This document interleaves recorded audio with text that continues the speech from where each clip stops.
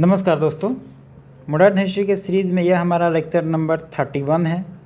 आज हम आईएनए के बारे में पढ़ेंगे और आईएनए का जैसे ही जिक्र आता है सबसे पहला नाम दिमाग में अगर आता है तो है सुभाष चंद्र बोस।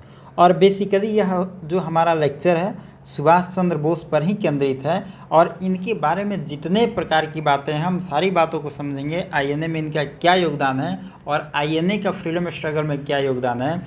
साथ में सुभाष चंद्र बोस के बारे में हमें भी देखेंगे कि गांधी से उनके कहाँ कहाँ पे मतभेद होते हैं, कौन पॉइंट पे, और कहाँ से गांधी किस पॉइंट पे गांधी और ये दोनों आपस में एक मत रहते हैं। साथ में नेहरू के बारे में इनका कुछ संबंध हम देखेंगे और सुभाष चंद्र बोस के बारे में हम ये भी देखेंगे कि जब ये जर्मनी जाते हैं, हिटलर से मिलते हैं, तो वहाँ पे क्या होता है, जर्मनी आखिर ये जाते क्यों हैं, दूसरे देश में भी जा सकते थे। इन सारी घटनाओं को हम देखेंगे। देखिए, यह टॉपिक थोड़ा सुभाष चंद्र बोस के बारे में प्रिलिम्स को तो कवर करेगा ही, थोड़ा सा और चीज़ों को हम बताना चाह रहे हैं। हम चाह रहे हैं कि आप जब पढ़ ही रहे हैं तो सुभाष चंद्र बोस को अच्छे से समझें, अच्छे से जानें, क्योंकि मेंस में इस टॉपिक से फैक्ट पे कम क्वेश्चन, थीम पे ज़्यादा क्वेश्चन आता है। और जब तक आप किसी भी पर्सन के आइडियोलॉजी को नहीं समझते हैं तब तक आप आंसर लिखने में उतने मतलब कॉन्फिडेंट नहीं रहिएगा। तो मेरा मानना है कि आप फैक्ट तो समझें, प्रिलिम्स की तैयारी करिए, साथ में सारे उनके आइडियोलॉजी को भी समझें। जैसे हमने गांधी को पढ़ा, भगत सिंह को पढ़ा, वैसे ही हम थोड़ा सा सुभाष चंद्र बोस को भी पढ़ेंगे, आगे नेहरू को भी पढ़ेंगे। तो चलिए, इनके साथ में हम वेबर प्लान को आज थोड़ा देखेंगे। शाही नौसेना विरोध जो हुआ था, जिसके बारे में अभी सीडीपीओ में क्वेश्चन भी पूछा गया था, उसको भी देखेंगे। एक छोटा सा टॉपिक है कैबिनेट मिशन, हम उसको भी देखेंगे। 3-4 टॉपिक छोटे छोटे हैं, इन सबको हम आज देखेंगे। चलिए अब हम स्टार्ट करते हैं अपना। पहले हम देखेंगे आईएनए। आईएनए के बारे में कहा जाता है कि यह ब्रिटिश राज के खिलाफ अंतिम संघर्ष है। हम अभी आज़ादी के बिल्कुल दरवाजे पे खड़े हो गए हैं। मतलब कहा जाए तो आज़ादी हमारे दरवाजे पे दस्तक देने वाली है। हम अभी 40 के आगे बढ़ रहे हैं, 47 में तो आज़ादी मिल ही जाएगी। तो अब जो हमारा है, कहा जाता है जो आईएनए जो था, आज़ाद हिंद फौज जो था, यह ब्रिटिश राज के खिलाफ अंतिम संघर्ष था। अब हम इसमें देखेंगे कि आईएनए जब बनता है इसका गठन कैसे होगा। आईएनए बनेगा तो एक सैनिक गतिविधि है, इसमें मिलिट्री पावर होगी और उसके कमांडर होंगे, आपको सुभाष चंद्र बोस होंगे। कैसे कमांडर बनते हैं हम उसको भी देखेंगे। तो इसकी गतिविधि क्या होगी, कौन कौन से अभियान करेंगे, इसको भी देखेंगे। चलिए, 2 बार हो गया है। इसका फ्रीडम स्ट्रगल में अगर इसका देखेंगे, इसका योगदान क्या है, हम उसको भी देखेंगे। और आईएनए का एक मुकदमा चलेगा दिल्ली में जो बहुत फेमस है और यहाँ से क्वेश्चन बहुत पूछा जाता है। तो हम इसको भी देखेंगे कि आईएनए का मुकदमा क्या है। रेड फोर्ट में मुकदमा चलेगा। और लास्ट में हम देखेंगे कि जो आईएनए हमारे फ्रीडम स्ट्रगल में इतना इम्पोर्टेंस माना जाता है, तो वह हमारे स्ट्रगल में, फ्रीडम स्ट्रगल में कितना योगदान दे पाया। ठीक है, इसको भी ये देखेंगे। इसका महत्व क्या है, और इन सारे टॉपिक को आगे हम देखेंगे। थोड़ा सा हम देख लेते हैं सुभाष चंद्र बोस को हम जब पढ़ रहे हैं तो उनके बारे में हम थोड़ा सा जान लें, क्योंकि उनके बारे में हम जानेंगे तो हमारे लिए पढ़ना थोड़ा सा आसान होगा। अगर हम सुभाष चंद्र बोस की बात करें तो इनका जन्म होता है उड़ीसा के कटक में। 23 जनवरी 1897 को जन्म होगा। देखिए, अभी इनके नाम पे सरकार पराक्रम दिवस मनाई है। ठीक है, तो यह भी करंट का क्वेश्चन है, पराक्रम दिवस किसके नाम पे मनाया गया है। तो आप करंट में, जनवरी के करंट माह में इसको पढ़े होंगे, हमने इसको वीडियो में पढ़ाया भी है।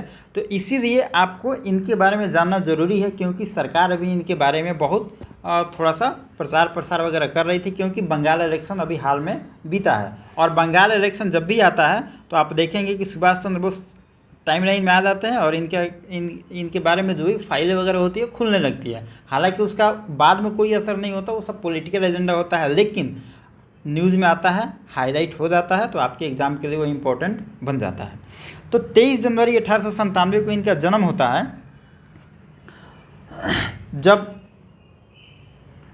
1919 में यह ग्रेजुएशन करेंगे और 1920 में एक एग्ज़ाम होता था आईसीएस, जो अभी यूपीएससी का एग्ज़ाम होता है। उसमें यूपीएससी के जगह पे जो आईएएस अभी होता है यूपीएससी, उसके जगह पे आईसीएस का एग्ज़ाम होता था। तो 1920 में मतलब ग्रेजुएशन के नेक्स्ट ईयर यह आईसीएस पास करेंगे। पढ़ने में बहुत ब्रिलियंट स्टूडेंट है, इसमें नो डाउट।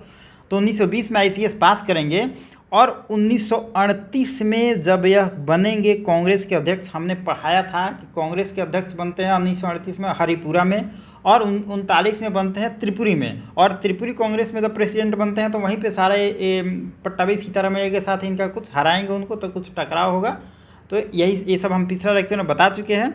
जब 1938 में 1938 में जब अध्यक्ष बनेंगे तो उसके बाद यह इनको एक उपाधि देंगे, इनका नाम है रविंद्रनाथ टैगोर। रविंद्रनाथ टैगोर इनको उपाधि देंगे, शांति निकेतन में जाएंगे तो उनको उपाधि देंगे, और इनको ये उपाधि देंगे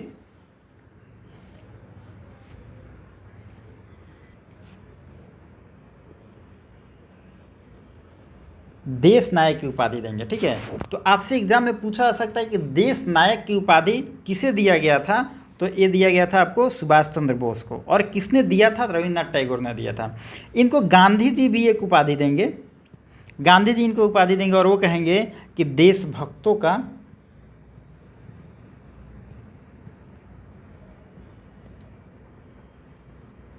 देशभक्त इनको गांधी जी का के मतलब सम्मानित करेंगे, उपाधि देंगे। तो यह भी एग्जाम में आपसे पूछा जा सकता है। और सुभाष चंद्र बोस का एक इनका नारा है जय हिंद। आप इन 3 चीज़ों को याद रखेंगे, यहाँ से एग्जाम में क्वेश्चन पूछा जा सकता है कि देश नायक उपाधि किसको दिया गया था। देखिए जयप्रकाश की उपाधि पे क्वेश्चन बन चुका है, तो आने वाले दिनों में हो सकता है कि सुभाष चंद्र बोस की उपाधि पे भी क्वेश्चन बन जाए। तो आप इन फैक्ट को थोड़ा सा याद रखेंगे। अब चलिए हम थोड़ा आईएनए के बारे में देख लेते हैं। आईएनए का गठन हुआ तो सबसे पहला क्वेश्चन तो ये बनता है कि जब आईएनए आखिर बना तो इसका विचार किसके दिमाग में पहले आया था। आखिर वो कौन व्यक्ति था जो सबसे पहले सोचा कि हमें आईएनए बनाना चाहिए, मतलब इसका विचार किसके दिमाग में आया। तो इसका विचार दिमाग में 2 आदमी के बारे में आया था। पहले हैं ज्ञानी प्रीतम सिंह, और दूसरे जो व्यक्ति हैं इनका नाम है मेजर फूजीवारा। ठीक है, देखिए यह क्वेश्चन पूछा जाता है कि आईएनए का विचार सबसे पहले किसके दिमाग में आया था, ऐसा क्वेश्चन पूछा गया है।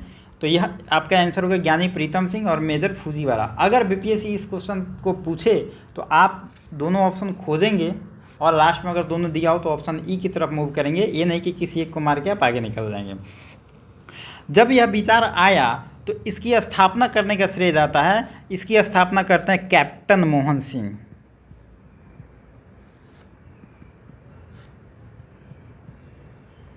कैप्टन मोहन सिंह, और यह नाम तो कई बार एग्जाम में पूछा गया है कि किसने आईएनए का स्थापना किया, वो है कैप्टन मोहन सिंह। 1942 में यह इसकी स्थापना करेंगे। इनको कैप्टन मोहन सिंह को कहा जाता है कि प्रथम सेनापति थे, ये पहला सेनापति बनता है आईएनए का। लेकिन हम देखें कि हम आगे बताएंगे आपको कि आईएनए जो बना है इसका सारा जो समर्थन मिल रहा है जापान से मिल रहा है, लेकिन जो कैप्टन मोहन सिंह है इनको जापान से कुछ अनबन हो जाएगी, और जब इनको जापान से अनबन हो जाएगी तब एक मतभेद हो जाएगी किसी भी मुद्दे पे, तो ये कहेंगे कि भाई जापान से मतभेद हो गई तो फिर अब जापान समर्थन नहीं देगा। जब जापान समर्थन नहीं देगा तो किसी न किसी तरह से आईएनए को बंद करना पड़ेगा। यह पूरा मूड बना लेंगे कि आईएनए को बंद किया जाएगा जापान की मतभेद के कारण से। ये बोलेंगे कि अब आईएनए को ख़त्म किया जाए, तब तक रास बिहारी बोस इसकी कमान संभालेंगे, और रास बिहारी बोस इसकी कमान दे देंगे सुभाष चंद्र बोस को। सुभाष चंद्र बोस, अब सुभाष चंद्र बोस के हाथों में आईएनए की कमान आ गई। अब आईएनए का नेतृत्व करने लगे हैं आपको सुभाष चंद्र बोस। ये बनते हैं आईएनए के कमांडर, सेनापति। जो सेनापति पहले कैप्टन मोहन सिंह थे वो सेनापति अब बन जाएंगे सुभाष चंद्र बोस। जब सुभाष चंद्र बोस बनेंगे तो 21, यह डेट थोड़ा इम्पोर्टेंट है, 21 जुलाई 1943 को सिंगापुर में यह अस्थायी सरकार की घोषणा करेंगे। सुभाष चंद्र बोस सिंगापुर में 21 अक्टूबर 1943 को अस्थायी सरकार की घोषणा करेंगे और आईएनए का यह कमांडर बन चुके हैं। और इसके बाद सिंगापुर में एक बहुत बेहतरीन भाषण देंगे और सिंगापुर के अपने भाषण में यह कहेंगे, तुम मुझे खून दो मैं तुम्हें आज़ादी दूंगा। यही सिंगापुर के भाषण में कहते हैं, तुम मुझे खून दो मैं तुम्हें आज़ादी दूंगा वगैरह। आप पूरा डिटेल में लिख लेंगे। यह एग्ज़ाम में अभी पूछा नहीं गया है कभी भी, लेकिन में भी पूछा जा सकता है कहाँ के भाषण में सुभाष चंद्र बोस ने यह घटना को बोला।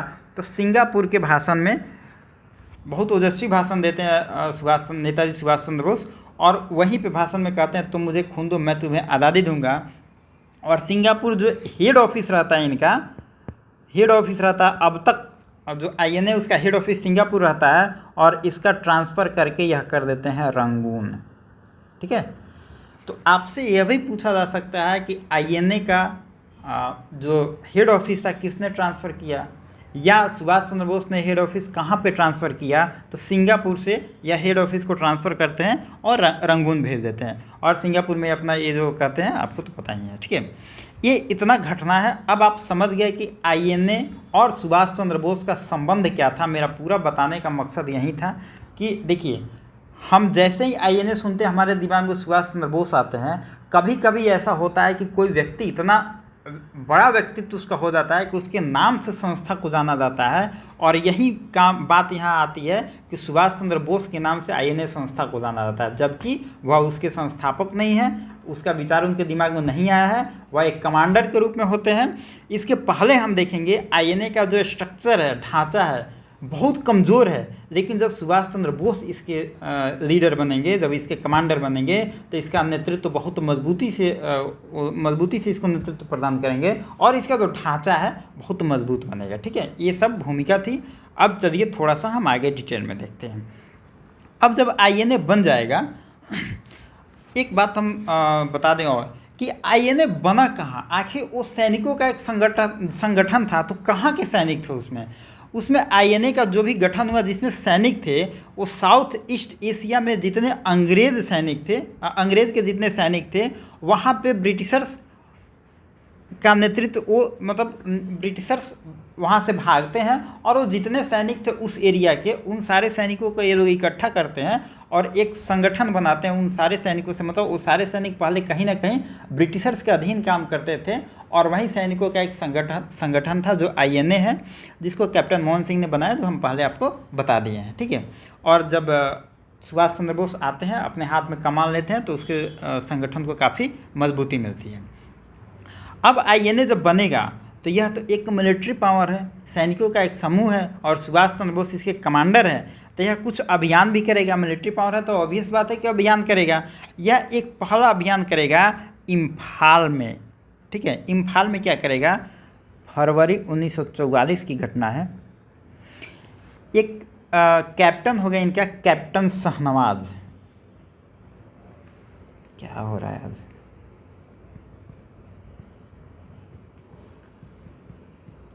कैप्टन शाहनवाज होगा, इसके नेतृत्व में सेना की एक टुकड़ी अंग्रेज़ों के खिलाफ इम्फाल में भेजा जाएगा। हालांकि यहाँ पे एक बहुत बेहतरीन प्रदर्शन करेगा। कुछ क्षेत्रों पे जो आईएनए के सिपाही होंगे वो बहुत अच्छे से लड़ाई लड़ेंगे, कब्जा कर लेंगे। भारत का वहाँ पे झंडा फहराया जाएगा, और यहाँ पे इसको माना जाता है कि यह काफ़ी सफल अभियान रहा, जो कि कहीं ना कहीं अंग्रेज़ों के मन में भय बनाने के लिए काफ़ी इम्पोर्टेंट रोल अदा करता है। दूसरा इनका अभियान रहा कोहिमा का अभियान। नागालैंड की राजधानी है कोहिमा, और यहाँ पे दूसरी टुकड़ी, मतलब ये रंगून के रास्ते कोहिमा भेजा गया इनको, लेकिन वहाँ पे देखा गया कि जब ये वहाँ पे आ रहे हैं, कोहिमा पे जब ये अटैक कर रहे हैं, उस टाइम में बहुत मौसम ख़राब होता है, और जापान भी सहयोग देने से कुछ मना करता है, आनाकानी करता है। देखिए, जापान इनके मिलिट्री पावर को सहमति दे रहा है, लेकिन उसकी इतना सहमति नहीं दे रहा है कि ब्रिटिशर्स भारत से मतलब भाग जाएं। ठीक है ना, थोड़ा सा डिप्लोमेसी यहाँ पे जापान करेगा। शुरुआत में तो मिलिट्री पावर देगा, इन लोगों को लगेगा कि जापान पूरा समर्थन दे रहा है, लेकिन जापान बाद में ऑब्वियस बात है कि समर्थन देगा नहीं, क्योंकि वर्ल्ड वार स्टार्ट हो गया है। तो और जापान खुद में उलझा हुआ है उस टाइम में, तो जापान भी सहयोग नहीं दे पाएगा, तो मौसम ख़राब रहेगा। और इन लोगों का खुफिया विभाग भी उतना बढ़िया उस समय नहीं रहेगा और जापान सहयोग देने से मना करेगा। इस तरह देखते हैं कि कोहिमा अभियान जो इनका है, थोड़ा सा इनका कोहिमा अभियान कमज़ोर होता है, लेकिन फिर भी जितना शक्ति से ये लोग लड़े कोहिमा में, ये काफ़ी अच्छा था। ये 2 अभियान इनका है, एक तो इम्फाल सैन्य अभियान है, दूसरा कोहिमा अभियान है। ये 2 इनका अभियान है, INA का 2 अभियान है, बहुत इम्पोर्टेंट है। अगर हम इसके बाद बात करें तो सुभाष चंद्र बोस,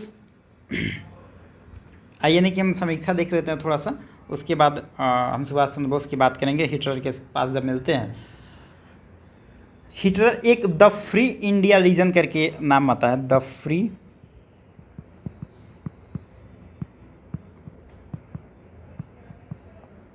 इंडिया लीजन करके नाम आता है। यह एक सेना थी, एक प्रकार की सेना थी जो 10,000 सैनिकों का संगठन था।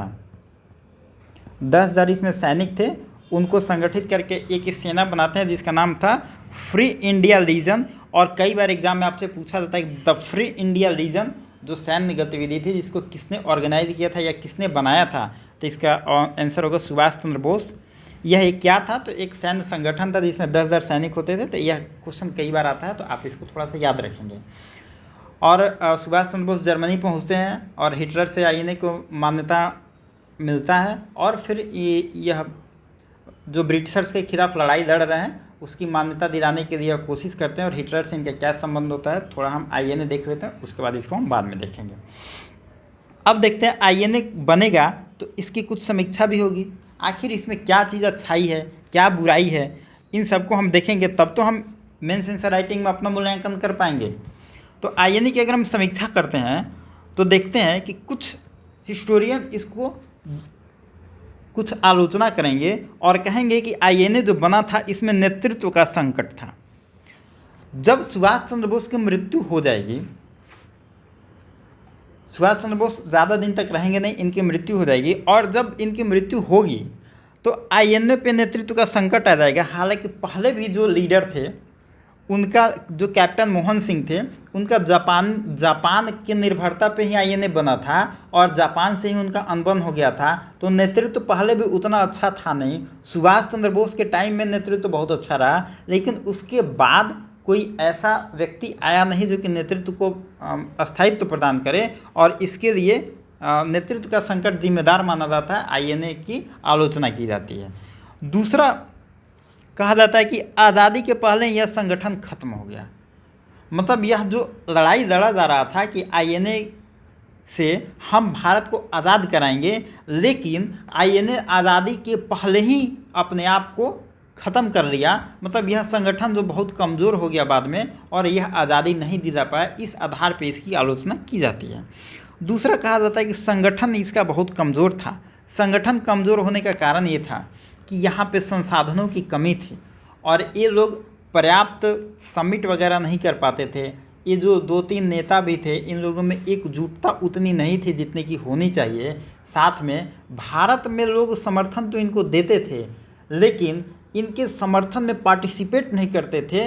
अंदर से सब लोग इनको समर्थन देते थे, लेकिन कहीं ना कहीं सुभाष चंद्र बोस की जो गतिविधि थी काम करने की, उसकी उनके काम की गतिविधि से नेहरू और गांधी जो भारत में थे, ये लोग समर्थन नहीं देते थे। हालांकि कहते थे कि सुभाष चंद्र बोस का जो देशभक्ति है वो सर्वोत्तम है, सबसे अच्छा है, लेकिन इनके जो सैन्य संगठन पे ये लोग की सहमति नहीं थी। ये थोड़ा सा संगठन का कमज़ोर होना और भारत के पक्ष में इनका समर्थन ना मिलना, ये भी आलोचना किया जाता है।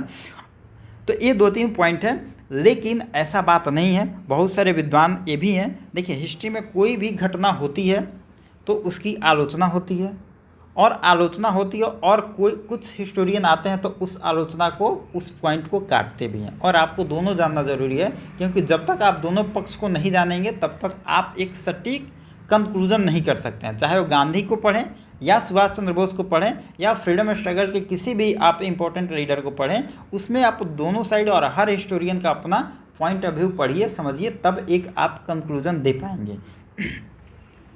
तो देखिए कुछ हिस्टोरियन आते हैं तो कहते हैं, देखिए अपर्याप्त साधन का जो आप बात कर रहे हैं, नो डाउट अपर्याप्त साधन था। उस समय इनके पास कोई ट्रेनिंग के लिए भी व्यक्ति नहीं था, सब ये लोग खुद करते थे। और जो ब्रिटिशर्स आर्मी थी उनको ही तो ये अपने आर्मी में डाले थे, तो कहीं ना कहीं जो आर्मी ब्रिटिशर्स के लिए काम करती थी उसको लेके अपने साथ ही कर रहे हैं। तो उस टाइम में अगर आप जाके देखें, उतने कम रिसोर्स में जाके देखें, तो आप देखेंगे कि उतने कम रिसोर्स में इन्होंने जो कामयाबी हासिल की वो बहुत बड़ी बात थी, है ना। तो जो आलोचना का पॉइंट जाता है उसी बिंदु को लेके ये कहते हैं कि नहीं, ये जो बात थी बहुत बेहतरीन बात थी, और जो आलोचना का बिंदु आप कह रहे हैं वह आलोचना आपके नज़र से हो सकता है, लेकिन अगर उस घटना में जाकर देखें, उस समय में जाकर देखें, तो ये बहुत बड़ी मतलब एक सफलता कही जाएगी। दूसरा कहते हैं कि प्रशिक्षण एक खुद देते थे, और इनका फंडिंग भी, इनका ऐसा नहीं था कि कोई स्टेट फंडिंग कर रहा है, तो सारा कुछ इनको खुद में करना था। फिर भी अगर उस पर्टिकुलर टाइम पे जाके देखें तो जो प्रशिक्षण इन्होंने दिया, सुभाष चंद्र बोस ने जो प्रशिक्षण दिया और जो नेशनलिज्म की भावना जगाई, वो काबिल तारीफ है।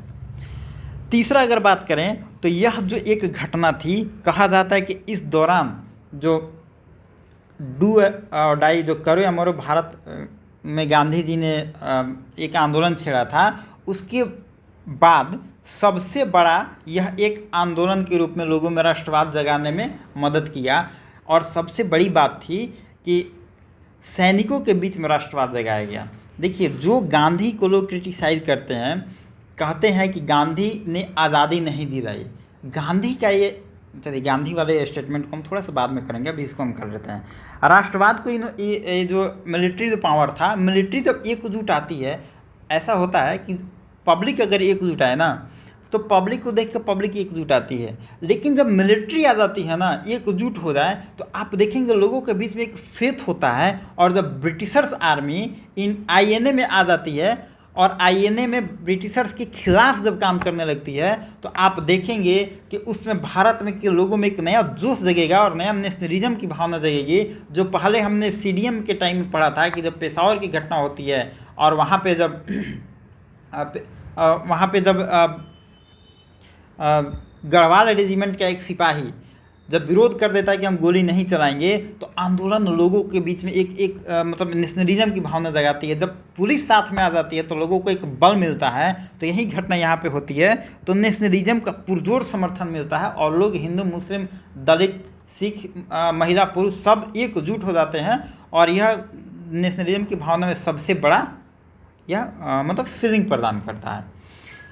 चौथा देखेंगे, इसमें सभी जाति धर्म के लोगों को उचित स्थान दिया गया। और इसमें हम देखेंगे कि इसमें आप ये नहीं कह सकते हैं कि हिंदू है, मुसलमान है, सिख है, ईसाई है। जब चलेगा आईएनए का मुकदमा तो हम देखेंगे कि एक सिख है, एक हिंदू है, एक मुसलमान है, और तीनों व्यक्ति जो सबसे ज़्यादा मतलब गतिविधि करेंगे और मुकदमा अंग्रेज चलाएंगे, उसमें 3 व्यक्ति सबसे फेमस होंगे। मैं उनका नाम आगे बताऊंगा। उसमें एक सिख है, एक हिंदू है, एक मुसलमान है।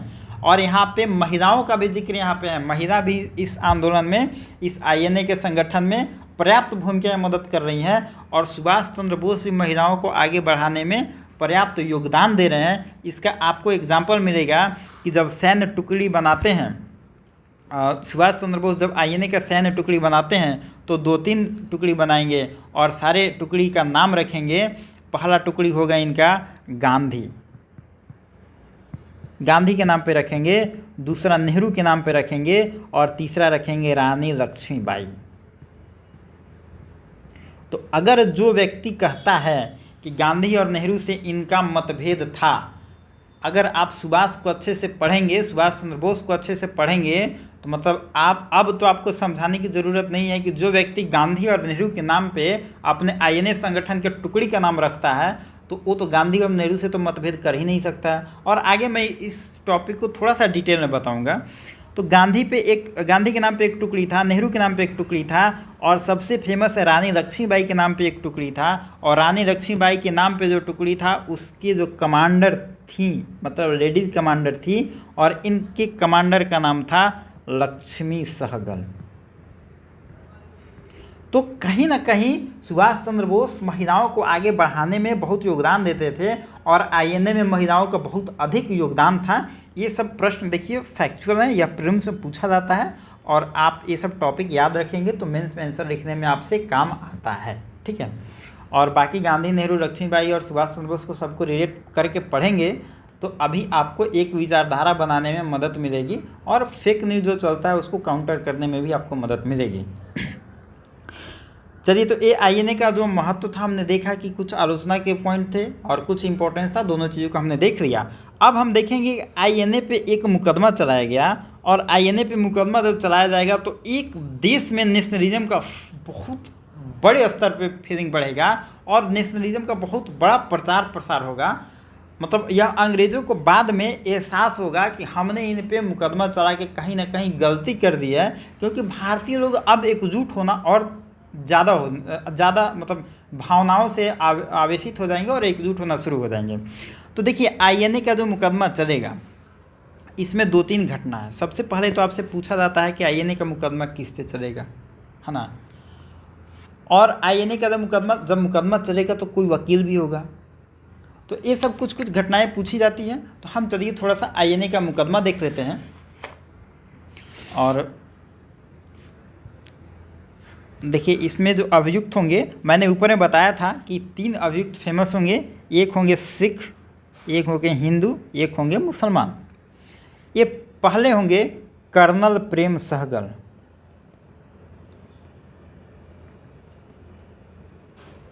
कर्नल प्रेम सहगल। दूसरे होंगे मेजर शाहनवाज।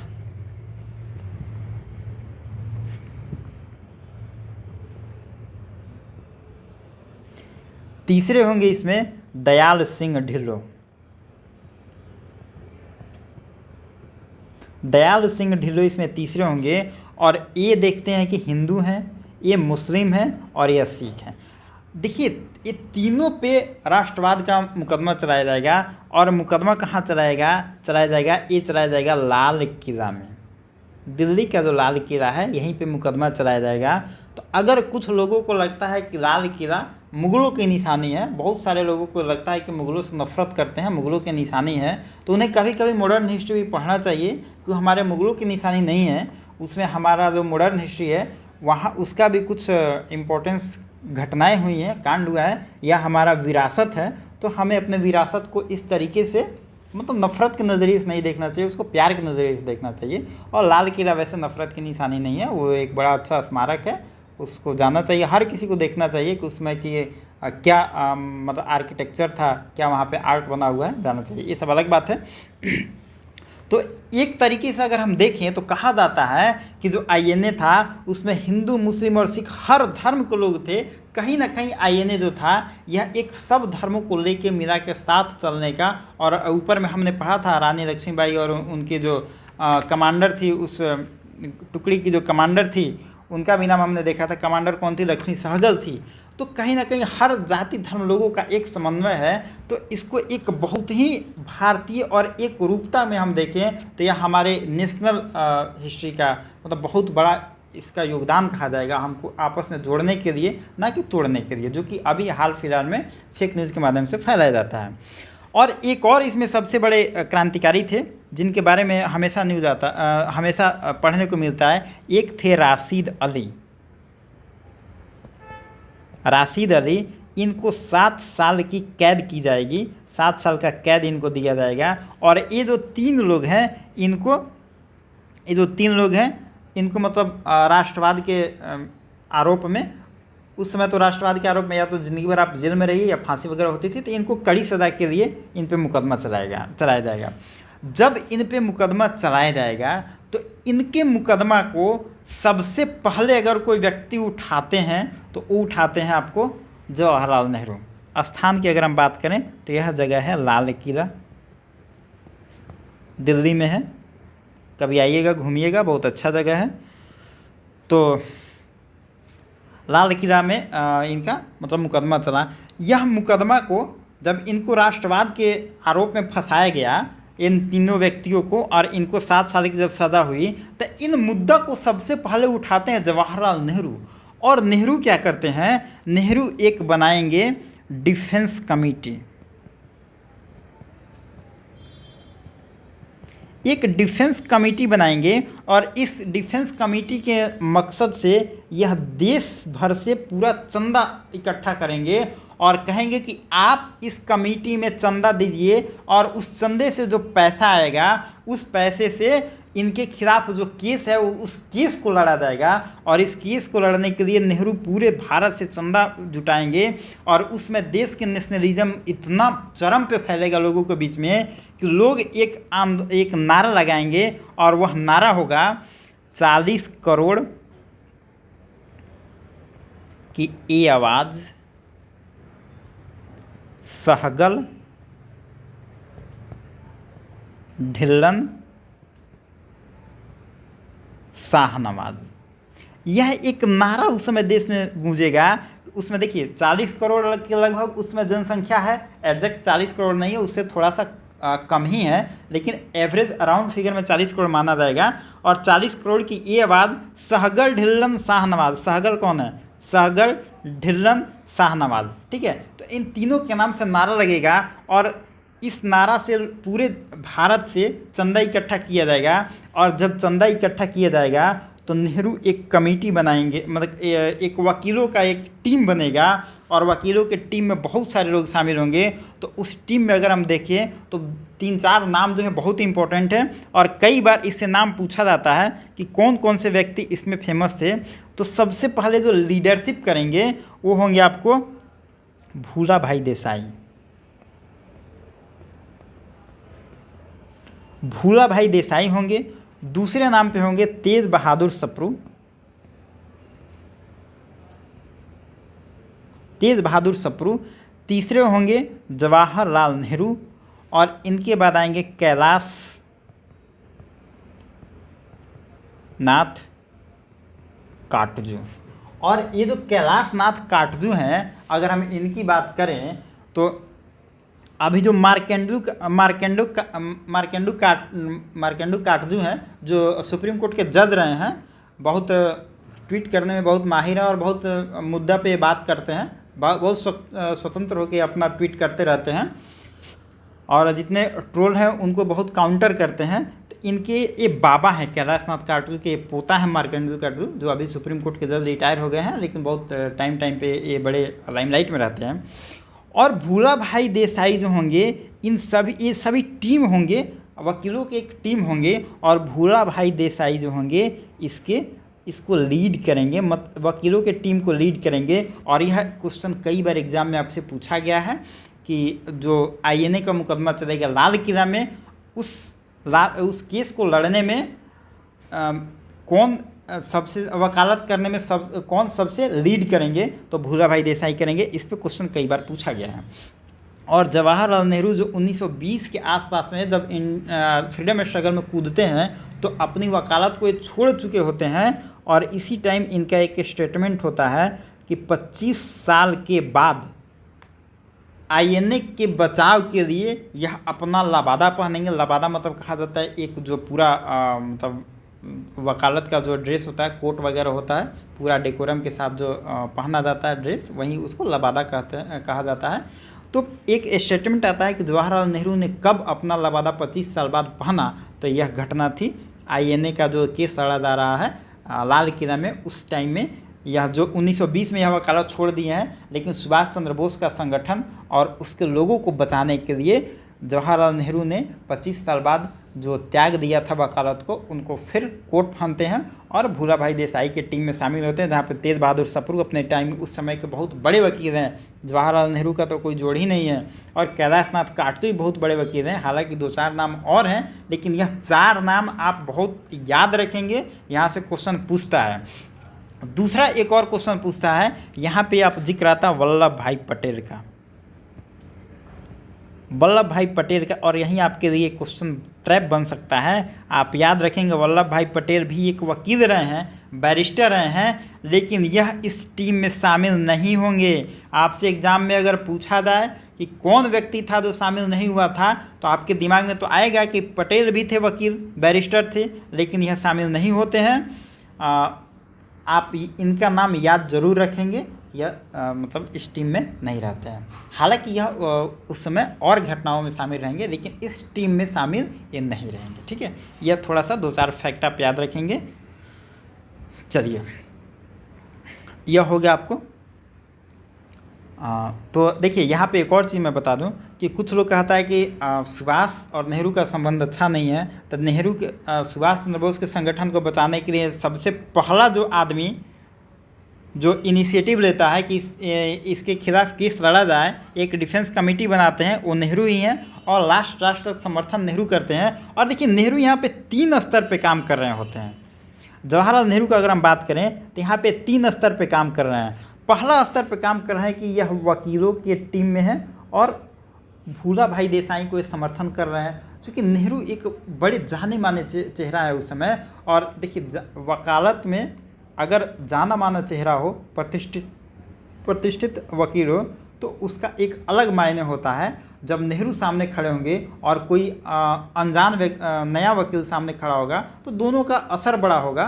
तो यह नेहरू कहीं ना कहीं वकीलों के समर्थन में जाके अपना एक वहाँ रोल निभा रहे हैं। दूसरा रोल नेहरू वहाँ पे एक लीडर के रूप में निभा रहे हैं देश में। और देश को एक लीडरशिप की प्रदान करते हैं नेहरू उस समय। और उसी टाइम में देखेंगे कि नेहरू यूरोप का दौरा करते हैं। और यूरोप के दौरा जब करेंगे तो वहाँ के नेताओं से मिलेंगे, वहाँ के जो प्राइम मिनिस्टर होंगे और उनके जो कैबिनेट के मंत्री होंगे मिलेंगे। और उसके बाद देखेंगे कुछ समय बाद हम देखेंगे लॉर्ड माउंटबेटन से मिलेंगे, एडवीना से मिलेंगे। और यह सारी घटनाएं जो होंगी कहीं ना कहीं नेहरू का एक सॉफ्ट नेचर वहाँ प्रदान करेगा।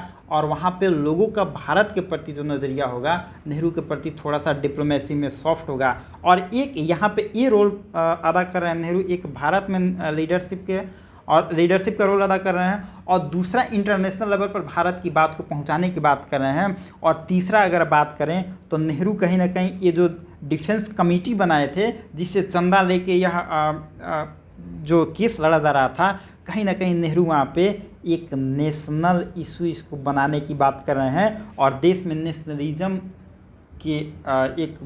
नेशनलिज्म को लेके प्रचार कर रहे हैं और लोगों को एकजुटता बनाने में काम कर रहे हैं। तो नेहरू का यहाँ पे 3 स्तर पे काम हो रहा है। देखिए हमें जितना अभी बता रहे हैं ये सारा हम सुभाष चंद्र बोस का जो 2 बुक है उसके हम बिहाफ पे बता रहे हैं। अभी हम 2 दिन से सिर्फ उन्हीं का बुक पढ़ रहे थे। आगे हम उस पर डिटेल में चर्चा करेंगे, बुक का नाम भी बताएंगे, आप भी पढ़ सकते हैं।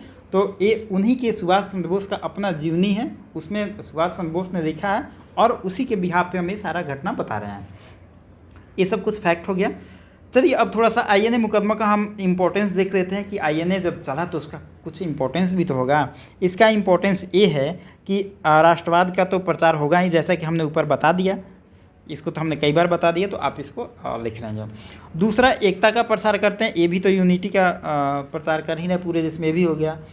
देखिए आप आंदोलन फ्रीडम स्ट्रगल में कोई भी अगर आप मूवमेंट पढ़ते हैं, कोई भी आंदोलन पढ़ते हैं, तो अगर कुछ क्रिटिसिज्म करना है तो अगर एक आप पॉइंट पकड़ लिए ना कि किस किस मुद्दा पे क्रिटिसिज्म होगा, तो हर आंदोलन का क्रिटिसिज्म आपको नहीं पढ़ना है। आप 1-2 पढ़िए, बाकी सब में वही होता है। और आलोचना का ही पॉइंट कुछ हद तक वही होता है, और वही पॉइंट उसको दूसरे सेंस में सोचिएगा तो वही पॉजिटिव सेंस में हो जाता है। ठीक है, तो हर आंदोलन में हमने यही सब देखा था कि एकता का तो प्रसार हो ही रहा है, हर आंदोलन में एकता का प्रसार हो ही रहा है। तीसरा, संगठन में एकजुटता बढ़ती है। और संगठन में एकजुटता का इन द सेंस यहाँ पे है, ये है मुस्लिम लीग और हिंदू महासभा। ये जो दोनों है ना कहीं ये आपस में, जो मुस्लिम लीग है मुस्लिमों की बात करता है और हिंदू महासभा उसमें हिंदुओं की बात करता है। लेकिन जब आईएनए का जब मुकदमा चलेगा तो ये दोनों एकजुट हो जाएंगे और यहाँ पे ये दोनों बात करेंगे, भारतीयता की बात करेंगे। आप देखते हैं कि आप कितना भी नफरत करें एक दूसरे से, लेकिन जब दूसरे देश से लड़ाई होता है तो कहीं ना कहीं हम एक दूसरे में जो अपनी नफरत को थोड़ा भूल जाते हैं। वही घटना यहाँ पे होती है जब ब्रिटिशर्स के खिलाफ केस लड़ा जाएगा आईएनए का, यह एक नेशनल इशू बनेगा और नेहरू इसको नेशनल इशू बनाने में बहुत कामयाब होंगे। और उस टाइम पे मुस्लिम लीग और हिंदू महासभा जो था, जो आपस में एक दूसरे को नहीं भाते थे, लेकिन दोनों इस मुद्दा पे समर्थन करेंगे और ये कहेंगे कि नहीं, ये अच्छी चीज़ है और एक लोगों में एकता होनी चाहिए। और इन सारे घटनाओं के बाद स्पेशल कोर्ट जो होगा इन लोगों को फांसी दे देगा। लेकिन इन लोगों को फांसी देने के बावजूद जो वायसराय होगा उसमें वेवेल वायसराय होगा, और यह इतना दबाव में आ जाएगा क्योंकि यहाँ पे नेशनल इशू बन चुका है और देश में पूरा दबाव है। और नेहरू की बात करें तो नेहरू कहीं ना कहीं यूरोप में जाकर वहाँ के नेताओं के प्रति दबाव बना रहे हैं। तो यह भारत और ब्रिटेन दोनों में जब दबाव पड़ेगा तो वेबल यहाँ पे क्या है, वायसराय का काम कर रहा है। लेकिन इसको जब तक यूरोप से, जब तक इसको ब्रिटेन से इसको रेड हरा झंडी नहीं मिलेगी तब तक कोई एक्शन लेगा नहीं। तो कहा जाता है कि वेबल जितने भी युद्धबंदी थे, जो भी मुकदमा जिन पे चल रहा था, इनको यह माफ़ कर देगा। अगर हम देखते हैं वेबल इनको माफ़ करता है तो क्या वेबल को तो पावर है, लेकिन यह किसके पावर को होल्ड कर रहा है? कहीं ना कहीं ब्रिटेन से ही तो पावर आएगा, ब्रिटेन से ही तो आएगा हरी झंडी, तब तो यह कहेगा कि हाँ ठीक है उनको माफ़ करते हैं। और यह जो भारत में जो नेशनलिज्म की भावना जगेगी, और यूरोप में कहीं ना कहीं, जो इंग्लैंड में कहीं ना कहीं जो एक सॉफ्ट डिप्लोमेसी होगा नेहरू का, इन दोनों का असर होगा कि यहाँ पे जो भी आंदोलनकारी होंगे, जो भी जिन पे मुकदमा चलेगा तीनों पे, कर्नल प्रेम सागर, मेजर शाहनवाज और ध्यान सिंह ढिल्लन, और एक होंगे आपके राशिद अली जिन पे 7 साल का मुकदमा चलेगा। बाकी जितने भी लोग युद्धबंदी होंगे जिसको पकड़ के ब्रिटिशर्स रखे होंगे जेल में, सारे को फांसी होने के बावजूद भी वेबल को मजबूर होकर माफ़ करना पड़ेगा। और यह भारतीयों के लिए बहुत बड़ी जीत होगी, इन आईएनए के लिए बहुत बड़ी जीत होगी। और यह कहा जाता है कि आईएनए का अपने पूरे संगठन के दौरान सबसे बड़ी जीत है। ठीक है, तो यह आईएनए के बारे में कुछ घटनाएं थी। अब देखेंगे हम कि वेबल एक प्लान लेके आएगा, और वेबल प्लान क्या है इसके बारे में थोड़ा सा हम देखेंगे। एक दो घटना हम और देख लेते हैं। जो सुभाष चंद्र बोस हैं, सुभाष चंद्र बोस के एक हैं राजनीतिक गुरु। हर व्यक्ति के एक राजनीतिक गुरु हैं, और यहाँ से एग्जाम पूछा जाता है सुभाष चंद्र बोस के राजनीतिक गुरु कौन है? इनका नाम है CR दास, चित्तरंजन दास। यह एग्जाम में पूछा जाता है। और इसी टाइम में एक घटना होगी कि इलाहाबाद में एक समिट होगा। इलाहाबाद में एक समिट होगा। इस समिट को हेड करेंगे नेहरू, नेहरू इसके लीडर होंगे। और उस समय जो घटना चल रही होगी, देखिए सेकेंड वर्ल्ड वार इस समय चल रहा है, ठीक है। और 1939 से 44 जो घटना है सेकेंड वर्ल्ड वार का टाइम है। और इस समय जो घटना होगी उस समय नाजीवाद, फांसीवाद और साम्राज्यवाद, ये सब घटनाएं उस समय आम चल रही होगी। तो इसके खिलाफ एक एक प्रपोजल लेके आएंगे, कांग्रेस में एक प्रपोजल लेके आएंगे नेहरू। तो आपसे कई बार एग्जाम में क्वेश्चन पूछा जाता है कि नाजीवाद, फांसीवाद, साम्राज्यवाद, ये सब जो टॉपिक था, इसके खिलाफ कांग्रेस में प्रपोजल कब आता है? तो ऑब्वियस बात है ये घटनाएं हो रही सेकेंड वर्ल्ड वार में, तो उसी के टाइम में आएगा, ये इलाहाबाद में आएगा और नेहरू इस प्रपोजल को लाएंगे। इस पर क्वेश्चन बनता है। ये बहुत छोटा सा फैक्ट है, तो इसीलिए मुझे याद आया तो मैंने बता दिया। ये 2-4 घटनाएं हैं। अब चलिए हम थोड़ा सा वेबल प्लान देख लेते हैं। वेबल प्लान बहुत छोटा घटना है, 2-4 फैक्ट इसमें जो आपको जानना चाहिए, और यहीं से आपका क्वेश्चन बनता है। देखिए, इस समय अगर हम पूरे बात करें तो ब्रिटिशर्स कहीं ना कहीं परेशान हैं, क्योंकि एक तो सेकेंड वर्ल्ड वार घटना चल रही है, इसलिए वो पूरा इन्वॉल्व हैं। इनको डर है कि कहीं ना कहीं भारत कोई बड़ा आंदोलन ना छेड़ दे। बड़ा आंदोलन अगर भारत छेड़ देता है तो हम कहीं ना कहीं कमज़ोर हो जाएंगे। तो हम तो अपना पूरा ध्यान लगाए हैं यूरोप में, और भारत में हमारा ध्यान है नहीं। और यहाँ से सबसे बड़ा रेवेन्यू का सोर्स भारत था, भारत हमारे हाथ से नहीं निकले।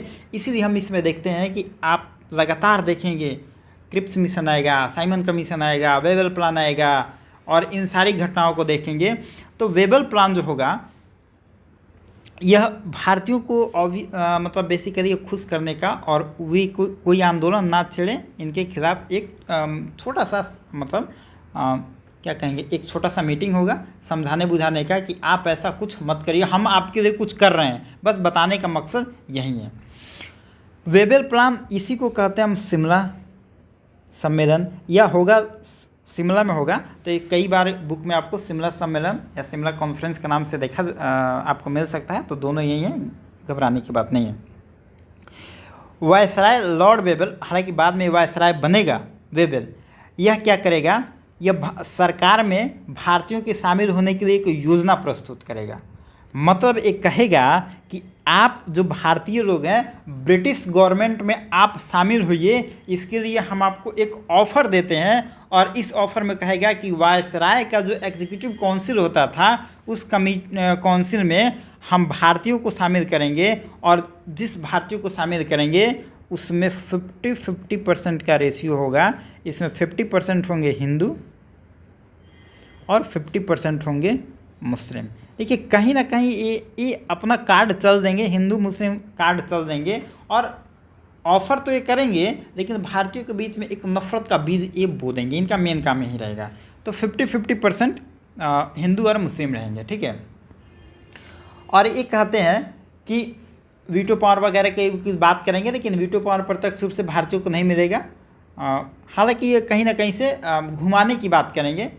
इस मामले में अगर कहा जाए तो सीधा स्तर पे ये कुछ नहीं कहेंगे, और वेबल प्लान को कहीं ना कहीं जिन्ना की जो हठधर्मिता होती है, जिन्ना इसमें कहेंगे। जिन्ना का इसमें रुख होगा कि आप जो कह रहे हैं कि मुस्लिम 50% होंगे, यह बात ठीक नहीं है। जो वायसराय का एग्जीक्यूटिव काउंसिल है उसमें पूरा 100% मुसलमानों को बुलाया जाए, क्योंकि जो भारत के मुसलमान हैं उनके हित सिर्फ मुस्लिम लीग कर सकती है, ये कांग्रेस उनका हित नहीं कर सकती है। और कांग्रेस से जिन्ना उसमें थोड़ा सा नफरत करने लगे हैं, और वो जिन्ना का अगर हम इस समय का विचारधारा देखें तो कहीं ना कहीं वो सेपरेट पाकिस्तान की बात करने लगे हैं। और यह घटना जब ये बात बोलेंगे कि पूरे तरीक़े से 100% यहाँ पे मुस्लिम लीग को शामिल किया जाए, यह बात कांग्रेस को अच्छी नहीं रही। कांग्रेस को क्या, किसी को अच्छी नहीं रहेगी। और यहीं पे कांग्रेस और मुस्लिम लीग में थोड़ा सा मतभेद होगा, मतलब एक दूसरे के बातों का समर्थन नहीं कर पाएंगे, और वेबल प्लान यहाँ पे फेल हो जाएगा। और इसके बाद हम देखते हैं कि कहीं ना कहीं जो जिन्ना है वो और कट्टर वाले जिन्ना बन जाएंगे। और इसके बाद हम देखते हैं कि पाकिस्तान को जो मांग इनकी होगी, और इनका मुखर होकर पाकिस्तान का मांग बढ़ने लगेगा। तो देखिए इसमें वेबल प्लान में कुछ है नहीं। हालांकि भारत को ये एग्जीक्यूटिव काउंसिल में 50-50% भाग देने की बात करेंगे, एक ये समझाने की कोशिश करेंगे, लेकिन मुस्लिम लीग इसको असहमत हो जाएगी, फिर कांग्रेस भी इसको असहमत हो जाएगी, इस पर असहमत हो जाएगी। और यह कहा जाता है कि यह जो घटना थी कहीं ना कहीं यह धर्म से जुड़ा हुआ, धर्मनिरपेक्षता से जुड़ा हुआ मामला था, और जिन्ना पूरी तरीके से इसके बाद में आंदोलन के, मतलब सेपरेट पाकिस्तान के समर्थन में चले जाएंगे। यह घटना थी वेबल प्लान। बहुत छोटी घटना, आपसे यह एग्जाम में सिर्फ पूछा जाता है कि वेबल प्लान आया कब था। तो यह वेबल प्लान आया था 1945 में। कई बार यही पूछा जा सकता है कि यह घटना, मतलब वेबल प्लान कब आया था। तो आप याद रखेंगे कि यह आता है 1945 में। कहाँ पे होता है, शिमला में होता है। बस इससे 2-3 क्वेश्चन ही पूछा जाता है, ज़्यादा इंपॉर्टेंट नहीं है। चलिए अब वेबल प्लान के बाद हम देख लेते हैं शाही नौसेना विरोध क्या होती है। इस पे क्वेश्चन पूछा गया था और यह थोड़ा सा इम्पोर्टेंट है। शाही नौसेना के विरोध में अगर हम देखें, यह भी बहुत छोटा सा टॉपिक है। यह घटना होती है आपको फरवरी 1946 की घटना है, और यह बम्बई में घटना होगी। बम्बई में अगर हम देखें तो यह, देखिए नाम से यह कि शाही नौसेना, मतलब कहीं ना कहीं सेनाओं का यह एक विरोध है। शाही नौसेना का मतलब ये कहीं ना कहीं सेना का विरोध है। और हम बम्बई में उस समय देखते हैं कि 18 फरवरी 1946 की जो घटना है, बम्बई के जो 9 सैनिक थे, सरकार के खिलाफ इन्होंने भूख हड़ताल कर दी। इन्होंने भूख हड़ताल कर दी, और अगले 4 दिन में, देखिए ये जब सेना का विद्रोह हो रहा है, और अगले 4 दिन में हम देखते हैं कि कराची, मद्रास, कलकत्ता, कोचीन और अन्य जितने शहर थे सारे पे इसका प्रसार हो गया। लगभग शाही जो ब्रिटिशर्स के 78 जहाज और 20,000 से ज़्यादा सैनिकों ने इस विद्रोह में शामिल हुए। और कहा जाता है कि यह कलकत्ता और बम्बई में जो लोग सैनिक विद्रोह किए, इससे आम लोग सड़क पर उतर आए। और इसके बाद हम देखते हैं कि वायुसेना एवं थल सेना ने भी अपना इसमें समर्थन दिया।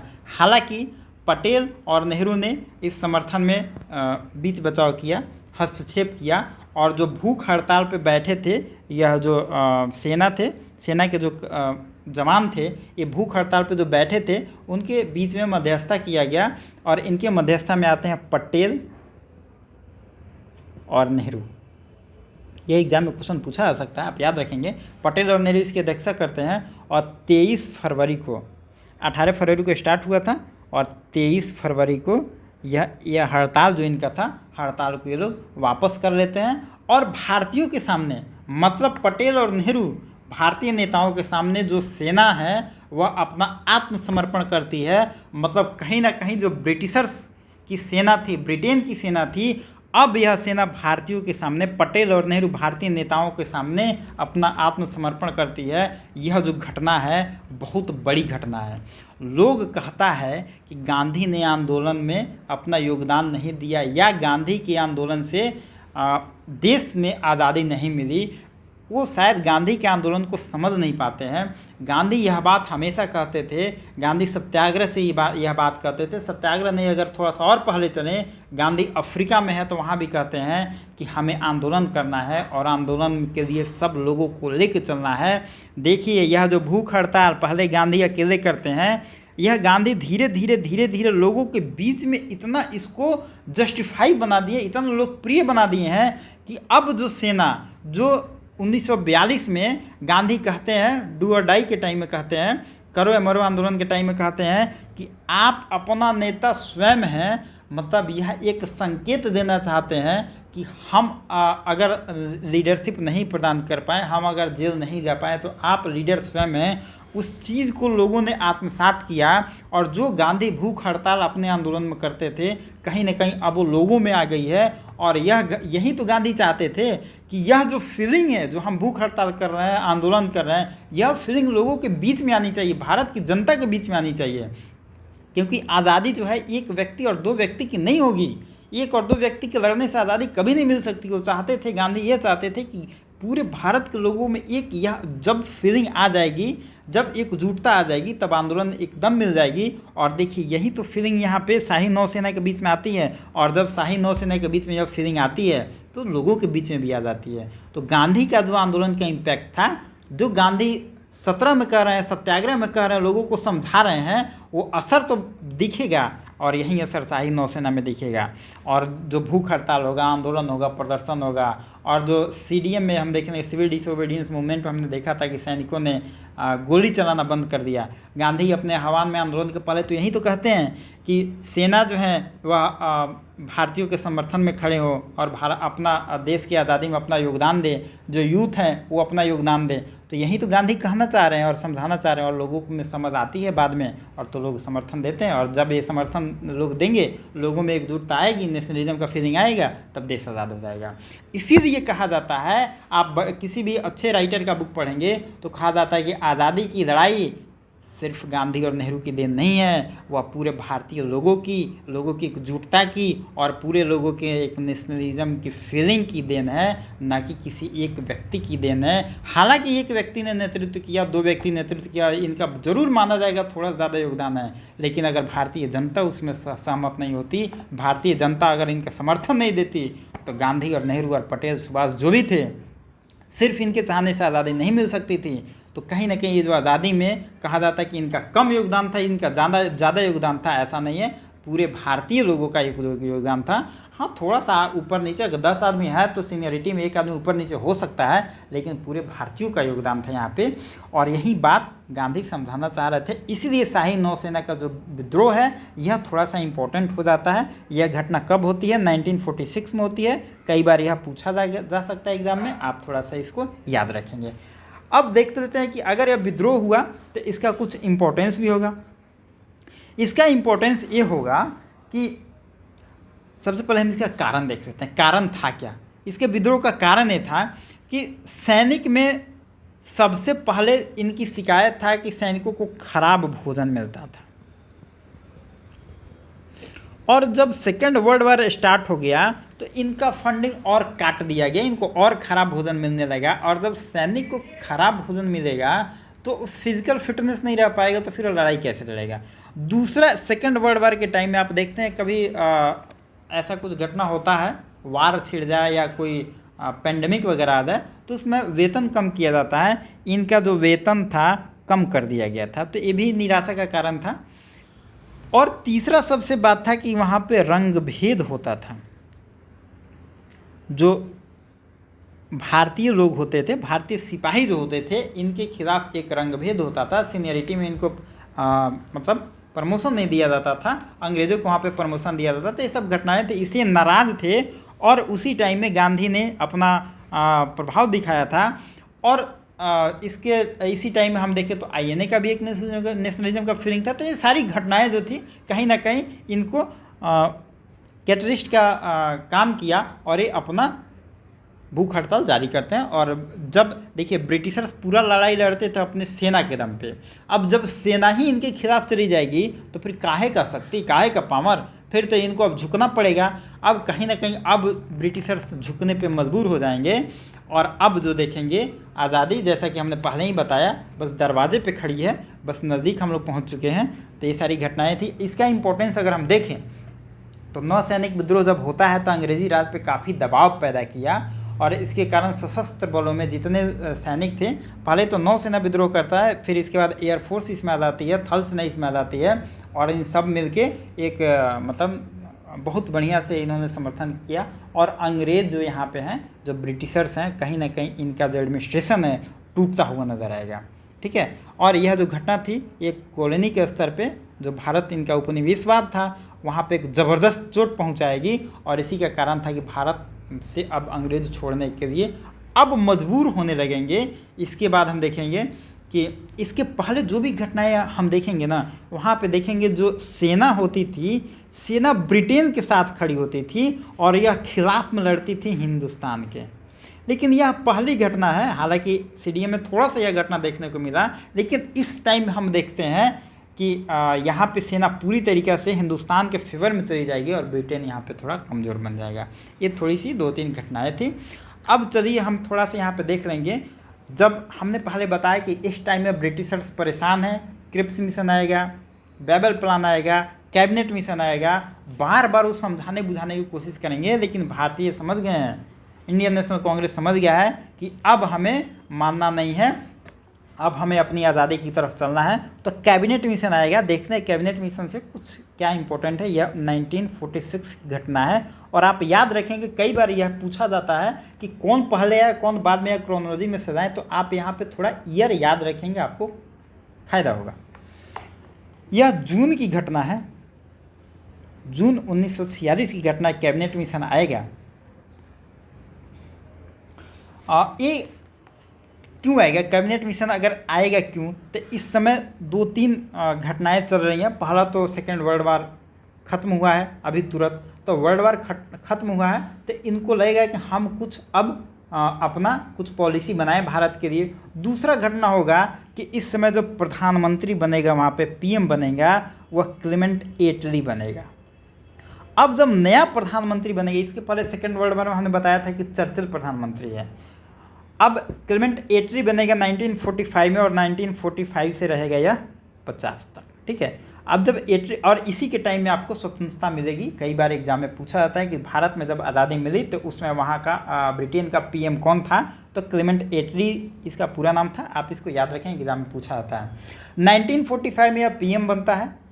और यह जब पीएम बनेगा तो यह अपने 3 कैबिनेट के मंत्री को, देखिए कैबिनेट मिशन इसका नाम इसलिए होगा कि इसके 3 कैबिनेट के मंत्रियों को यह एक भारत के मिशन पे भेजेगा, और इसीलिए इसको कहा जाएगा कैबिनेट मिशन। और यह कैबिनेट मिशन का जो उद्देश्य होगा, इसका उद्देश्य 2 होगा। यह एग्जाम में पूछा जाता है। पहला उद्देश्य इसका तात्कालिक होगा, और वह उद्देश्य होगा इसका कि अंतरिम सरकार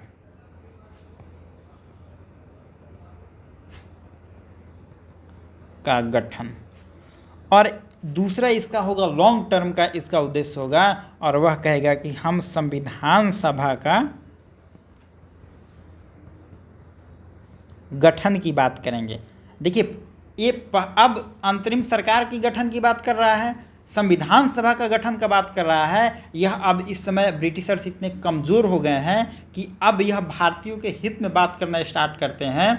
लेकिन ये संविधान सभा की बात तो करेंगे, लेकिन कहीं ना कहीं यह पेच फंसा देंगे इसमें। लेकिन सबसे बड़ी खुशी की बात है कि यह कम से कम बात तो करेंगे। अब देखिए, यह पूछा जाता है कि जो कैबिनेट मिशन आया इसमें कौन कौन से लोग थे, तो इसमें 3 कैबिनेट मंत्री हैं और इनके बारे में कई बार एग्जाम में पूछा जाता है। तो इनके पहला नाम है, आप तीनों नाम याद रखेंगे, यह है पैट्रिक लॉरेंस, दूसरा है स्टेफर्ड क्रिप्स और तीसरा नाम है इसका एबी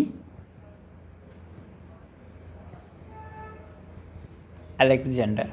ये तीनों नाम हैं और तीनों ही व्यक्ति इसमें आएंगे और इनके टाइम में मतलब कैबिनेट में इसमें यही तीनों आएंगे और यही तीनों को आप याद नाम रखेंगे, एग्जाम में कई बार इनसे क्वेश्चन बनता है। और जो पैट्रिक लॉरेंस होंगे, यह इसको मतलब इसको हेड करेंगे, या एग्जाम में कई बार आपसे एग्जाम में पूछा जाता है, तो आप इसको थोड़ा सा ये तीनों नाम याद रखेंगे, एग्जाम में आपसे कई बार पूछा जाता है। तो यह था कैबिनेट मिशन। अब यह देखिए, अब कैबिनेट मिशन आएगा तो यह कुछ अपना सुझाव भी देगा। यह सुझाव क्या देगा, यह एक संघ बनाने की बात करेगा। यह संघ बनाने की बात तो करेगा, लेकिन यह 3 स्तर पे संघ बनाने की बात करेगा, 3 स्तर पे। और ये कहेगा ABC 3 प्रांत में बांटा जाएगा। इंडिया के जो भी उसमें कुछ प्रिंसली स्टेट थे, कुछ ब्रिटिशर्स के अधीन थे और कुछ इंडिपेंडेंट होते थे, ठीक है। तो इन तीनों को कहेगा कि 3 स्टेज पे इनको बांटा जाएगा। जिनको मन करेगा संघ में शामिल होंगे, जिनको नहीं मन करेगा संघ में शामिल नहीं होंगे। और यह जो घटना थी, कहीं ना कहीं यह किसी को पसंद नहीं आएगी। इनको लगेगा कि ऐसे तो जिसको जहाँ मन करेगा तो कोई शामिल होगा, और जिनको नहीं मन करेगा वो शामिल नहीं होगा। तो यह जो इसका प्रस्ताव होगा यह किसी को पसंद नहीं आएगा और यहाँ पे लोगों के बीच में एक नाराज़गी होगी और कहीं ना कहीं इसको अस्वीकार कर दिया जाएगा। दूसरा यह बात कहेगा, या 3 स्तर की जो बात करेगा उसमें कहेगा कि हिंदू बाहुल प्रांत होगा, हिंदू बाहुल प्रांत होगा। दूसरा ये कहेगा मुस्लिम बाहुल प्रांत होगा और तीसरा ये कहेगा पूर्वी प्रांत होगा, पूर्वी स्टेट होगा, जिसमें असम और बंगाल की बात करेगा। हिंदू बाहुल जो प्रांत होगा उसमें मद्रास और बम्बई की बात करेगा। और मुस्लिम बाहुल जो क्षेत्र होगा उसमें वेस्टर्न का जो एरिया है और सिंध बलूचिस्तान वगैरह का बात करेगा। मतलब कहीं ना कहीं भारत को ये तोड़ने की बात करेगा या किसी को पसंद नहीं आएगा। दूसरा ये बात कहेगा कि संविधान लागू होगा तो 10 वर्ष बाद हर जो ये तीनों जो गुट होंगे इनको अपने आप पे पुनर्विचार करने का अधिकार होगा कि वो फिर हो सकता है कि किसी गुट में शामिल हो सकते हैं, ठीक है। और ये कहता है कि संविधान निर्माण के लिए एक संविधान सभा बनाई जाएगी जो ब्रिटिश इंडिया और देसी रजवाड़े और बाकी जो स्वतंत्र हैं उन सबको मिला के एक संविधान सभा बनाया जाएगा। मतलब एक किसी तरह पूरे भारत की बात नहीं करता है, भारत को अलग अलग तोड़ने की बात करता है, ठीक है।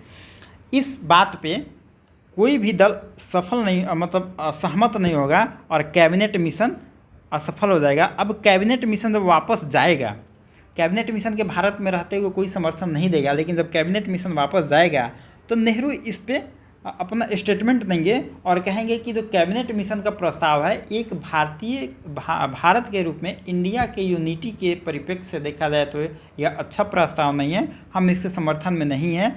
और इसके बाद नेहरू जब इसको मना कर देंगे तो जिन्ना भी इसको असहमत कर देंगे और जिन्ना के असहमत होते ही यह थोड़ा सा देखेंगे कि अब पाकिस्तान को लेकर जिन्ना और ज़्यादा एग्रेसिव हो जाएंगे। एक कट्टर मुस्लिम के भांति अब जिन्ना काम करेंगे, ठीक है। और कैबिनेट मिशन का स्वीकार करने के बाद जिन्ना का रुख बहुत कठोर हो जाएगा और अब यह पाकिस्तान की बात करेंगे। अब यह कहेंगे कि 16 अगस्त को देखिए दोनों इससे असहमत हो जाएंगे कैबिनेट मिशन से और जिन्ना एक डेट तय करेंगे 16 अगस्त 1946 इसको प्रत्यक्ष कार्यवाही दिवस मनाएंगे, मतलब डायरेक्ट एक्शन डे के रूप में इसको मनाएंगे। और यह एग्जाम में कई बार पूछा जाता है कि डायरेक्ट एक्शन डे कब मनाया गया, तो वह था 16 अगस्त 1946। जिन्ना इस दिवस को प्रत्यक्ष कार्रवाई दिवस डायरेक्ट एक्शन डे मनाएंगे। और जब यह डायरेक्ट एक्शन डे मनाएंगे तो इस दिन इसके बाद काफ़ी दंगा होगा, कलकत्ता में हिंदू मुस्लिम राइट होगा। और यही हिंदू मुस्लिम राइट को देखते हुए एक नोआखली जगह है,